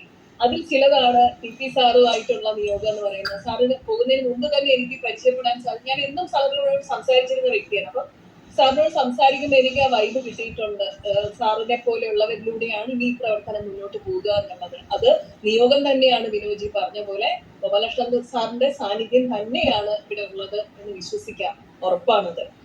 അതുകൊണ്ട് എന്റെ ടേബിളിൽ എപ്പോഴും കാണും. ഞാൻ ഏത് രാജ്യത്ത് പോയാലും, എവിടെ എന്റെ വീടുകളിൽ ട്രിവാൻഡ്രത്ത് പോയാലും, ഫ്ലാറ്റിൽ പോയാലും, വീട്ടിൽ പോയാലും, എന്റെ അച്ഛന്റെ വീട്ടിൽ പോയാലും ഒക്കെ ഈ ഒരു 7-8 ഫോട്ടോ വെച്ചിട്ടുണ്ട്. സാറിന്റെ മുമ്പിൽ ഇരുത്തിക്കൊണ്ടാണ് ഞാൻ എന്തും ചെയ്യുന്നത്. അതുകൊണ്ട് എനിക്ക് ഉറപ്പായിട്ടും അറിയാം TP സാർ എന്ന് പറയുന്നത് ഗോപാലകൃഷ്ണൻ സാറിന്റെ സാന്നിധ്യം തന്നെയാണ്. അതിനാണ് ഇത് പറഞ്ഞപ്പോൾ ഞാന് ഗൾഫിൽ നിന്ന് വന്ന് ഒരു 2 മാസം കഴിഞ്ഞ് ഈ പത്രത്തിലൊരു പരസ്യം കണ്ട് ഒരാളിനെ വിളിച്ചു. അപ്പോൾ ഒരു സ്ത്രീ എടുത്തു. അപ്പോൾ എന്റെ സംസാരം കേട്ടപ്പോഴത്തേക്ക് പുള്ളിക്കാർക്ക് അത്ര സന്തോഷമായി. അപ്പൊ അത് കഴിഞ്ഞ് വേറെ ആളെടുത്തു. പുള്ളിക്കാരൻ എന്നാ വാ നമുക്ക് ഇവിടേക്ക് കാണാമെന്ന് പറഞ്ഞു. ഞാൻ തായ്പിനോട് പറഞ്ഞത് എന്തായാലും ഞാൻ പോവാം, പൂർത്തീകരിക്കാൻ ഒരു സാധ്യതയില്ല, ചിലപ്പോൾ പോകുന്നതിനേക്കാളും മുമ്പ് തിരിച്ചു വരുമെന്ന് പറഞ്ഞു. എന്റെ സ്വഭാവം അങ്ങനെ ആയിരുന്നു. അങ്ങനെ അദ്ദേഹത്തെ കാണാൻ പോയി. കണ്ട് ഞങ്ങൾ 3 മാസം എന്നെ കൊണ്ട് പയർ വിളിച്ചതും തമിഴ് കളയാത്ത അരിയൊക്കെ ചോറൊക്കെ വെച്ചിട്ട് വളരെ വെജിറ്റേറിയനായിട്ട് തന്നെ ഞാൻ വെച്ച് മഹർഷിയായി പോകുന്നു. അങ്ങനെ തന്നെ ഒരു 3 മാസം വളർന്നു. ഞാൻ പറഞ്ഞു, സാറേ നമ്മൾ ഈ ഒരു യാത്ര ഇറങ്ങി പോകുന്നത് വീണ്ടും വലിയൊരു കൂടിച്ചേരലായിരിക്കും. അദ്ദേഹം ചേർത്ത് ഒത്തിരി ആൾക്കാർ ഇങ്ങനെ പറഞ്ഞിട്ട് പോകും എന്ന് പറഞ്ഞു. അപ്പൊ ഞാൻ ആ പോക്ക് വന്ന നമ്മൾ ഡൽഹിയിലാണ്. ഡൽഹി വന്നിറങ്ങിയപ്പം ശബരിമലയിലേക്ക് നമ്മളെ വെട്ടി വീഴ്ത്താൻ ആൾക്കാർ കയറും. അപ്പോഴാണ് ഞങ്ങളൊക്കെ തിരിഞ്ഞു നിന്നത്. അപ്പം ഞാൻ അദ്ദേഹത്തെ വിളിച്ചു. അപ്പൊ അദ്ദേഹത്തെ നമ്മുടെ സംഘം വിളിച്ചപ്പോൾ അദ്ദേഹം ഒത്തിരി കാര്യങ്ങളൊക്കെ പറഞ്ഞ് ഒഴിഞ്ഞു മാറും. അപ്പൊ അദ്ദേഹത്തെ ഒഴിവാക്കി എനിക്ക് മുന്നോട്ട് പോകാൻ പറ്റത്തില്ല.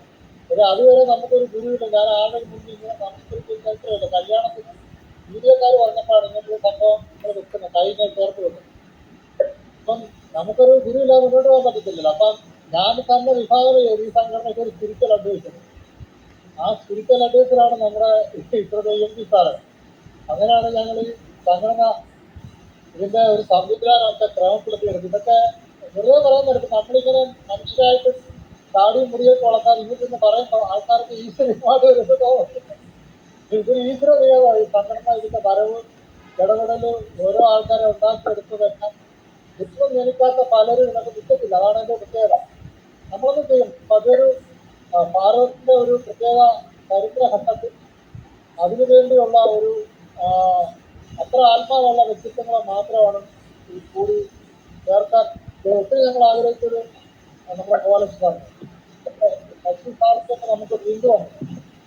അപ്പൊ അത് നല്ലൊരു ലിങ്ക് സഹോദരിയാക്കൊണ്ട് തന്നെ. അപ്പം ഞങ്ങളുടെ തുടർന്നുള്ള പ്രയാണത്തിൽ ലിങ്ക് സാർ പറഞ്ഞതില് സാറുണ്ടാണ്. ഞങ്ങളുടെ ഇടയ്ക്കൊക്കെ വിളിച്ചെന്നുള്ളതല്ല, വീട്ടിൽ പറയുന്നില്ല. കുറെ കാര്യങ്ങളുണ്ട്, നമുക്ക് പിന്നീട് സംസാരിക്കാം. ശശികുമാർജി അല്ല, വിനോദ്ജി മഹാത്മാ ശശികുമാർജി ഇപ്പൊ ഇവിടെ പറഞ്ഞു ഈ ഒരാളെ ഇഷ്ടപ്പെട്ടു പോയ പിന്നെ അവരെ നമ്മൾ പിടിപെടുത്തില്ല എന്നേ അദ്ദേഹത്തിന്റെ ഇതിൽ പറഞ്ഞു. എന്ന് പറഞ്ഞതുപോലെ നമ്മളും ഇനിയും അദ്ദേഹത്തെ പിടിപെടണ്ട. നമ്മോടൊപ്പം ചേർത്ത് തന്നെ നമുക്കൊരു ഉപദേഷ്ടാവായിട്ട് നമ്മോടൊപ്പം ചേർത്ത് തന്നെ നമുക്കും അങ്ങനെ ആകും എന്നുള്ള വിശ്വാസത്തോടു കൂടി നമുക്ക് തിരിയാം. അദ്ദേഹം സർ ശശികുമാർ സാറിനോട് 5 സെക്കൻഡ്. സർ ശശികുമാർ സാറിനോട് 5 സെക്കൻഡ്. സർ ശിവശങ്കർ സാർ അല്ലേ? ശിവശങ്കർ മേനോൻ. ഞാൻ പറയാം, ഞാൻ ശിവശങ്കർ മേനോൻ, കോഴിക്കോട്ട് വാസ്തുവിദ്യാ പ്രതിഷ്ഠാനത്തെ എക്സിക്യൂട്ടീവ് ഡയറക്ടറാണ്. ഞാൻ ശശികുമാർ സാറിനോട് പറയാനുള്ള കാര്യം, അങ്ങ് ഗൗരിക്കുണ്ടിനെ കുറിച്ചിട്ട് കാര്യമായിട്ട് പറഞ്ഞു. അപ്പൊ ആ ഗൗരിക്കുണ്ട് എന്റെ കൈലാസ് പ്രദക്ഷിണ സമയത്ത് ഞാൻ ഗൗരിക്കുണ്ട് പ്രദർശനം വെച്ചിട്ടുണ്ട്. അതിൽ 1.5 ലിറ്റർ തീർത്ഥം ഇപ്പോഴും എന്റെ പൂജാ റൂമിലുണ്ട്. അപ്പൊ ആ ഗൗരിക്കുണ്ടിനെ കുറിച്ച് പറഞ്ഞതുകൊണ്ട് ഞാൻ അങ്ങേക്ക് ആ ഇൻഫർമേഷൻ ഒന്ന് പാസ് ചെയ്തു എന്ന് മാത്രം സർ. വലിയൊരു അത്ഭുതമാണ്. കാരണം എല്ലായിടത്തും ഐസായിട്ട് കിടക്കുന്ന ഒരു സ്ഥലത്ത് ഗൗരികുണ്ടില് മാത്രം വെള്ളമുണ്ടാവുക എന്ന് പറയുന്നത്. അതെ സർ. അതെ, അത് മാത്രമല്ല, ശരിക്കും പറഞ്ഞാൽ അങ്ങ് പറഞ്ഞ മാതിരി അവിടേക്ക് പോകണമെങ്കിൽ എങ്ങനെയുള്ളവർക്കാ പറ്റാന്ന് അങ്ങ് പറഞ്ഞു. പക്ഷെ ഞങ്ങളുടെ ലൈസൺ ഓഫീസറായിട്ട് ഇൻഡോ ടിബറ്റൻ ബോർഡർ പോലീസിന്റെ DIG MP വാസുദേവ് ആയിരുന്നു. അപ്പൊ അദ്ദേഹത്തിന്റെ സർട്ടിഫിക്കറ്റ് ഉണ്ട്. By the way of conducting an adventurous trip, K. Shivashankaran is the only man who has gone to Kailas and offered his prayers from the 11th batch of Kailas Mansarovar Yatris എന്ന് പറഞ്ഞുകൊണ്ടുള്ള India government letter പേരിലെ certificate ഉണ്ട് sir. Good, wonderful. വിവരം തരാൻ വേണ്ടി കയറിയതാണ്. അപ്പൊ നമുക്ക് നിർത്താം സാറേ. 2003 ഗോപാലകൃഷ്ണൻ സാറ് എന്നെ കൊണ്ടുപോയിട്ടുള്ള കുറേ സ്ഥലങ്ങളുണ്ട് പ്രഭാഷണത്തിൽ. അതിൽ ഗുരുവായൂരൊക്കെ IASH ഡോക്ടർ TPS നടിച്ച ചില പ്രഭാഷണങ്ങളെ കാണാം. അന്നൊന്നും റെക്കോർഡില്ലാത്തതുകൊണ്ട് പണ്ട് സാധാരണ റെക്കോർഡറിൽ കോപ്പി ചെയ്ത് പിന്നെ അത് CD ആക്കി മാറ്റി. അന്നൊന്നും യൂട്യൂബിൽ ഇടാൻ പറ്റില്ലല്ലോ, 2 മിനിറ്റൊക്കെ സമ്മതിക്കുള്ളൂ. ഈ കോവിഡ് കാലത്ത് ഞാൻ രണ്ടാമത് റിട്രീവ് ചെയ്ത് കുറേ ശബ്ദ കോലാഹലങ്ങളോട് കൂടിയൊക്കെയാണ്. കാരണം അങ്ങനെ ഒരു വലിയൊരു ടെക്നോളജി ഒന്നും ഇല്ലാത്തൊരു സമയത്ത് ചെയ്തിട്ടുള്ളതാണ്. ചില പ്രഭാഷണങ്ങൾ കേൾക്കാം. IASH ഡോക്ടർ TPS നടിച്ച 2005 അതിന് മുമ്പൊക്കെയുള്ള കുറേ ഉണ്ടാവും. അന്നൊക്കെ കൊണ്ടു നടന്ന അദ്ദേഹം തന്നെയാണ്. 2002 ജൂണിലാണ് ഏഷ്യാനെറ്റിലെ ഞാനും എൻ്റെ ഗുരുവും തമ്മിൽ KPCയും അന്ന് മുമ്പിലിരുന്നിട്ട് ഞങ്ങളെ കൊണ്ട് ഇന്റർവ്യൂ ചെയ്യിപ്പിച്ചതൊക്കെ അദ്ദേഹമാണ്. അങ്ങനെ കുറേ നല്ല സംഭവങ്ങളൊക്കെ ഉണ്ടായിട്ടുണ്ട് ജീവിതത്തിൽ.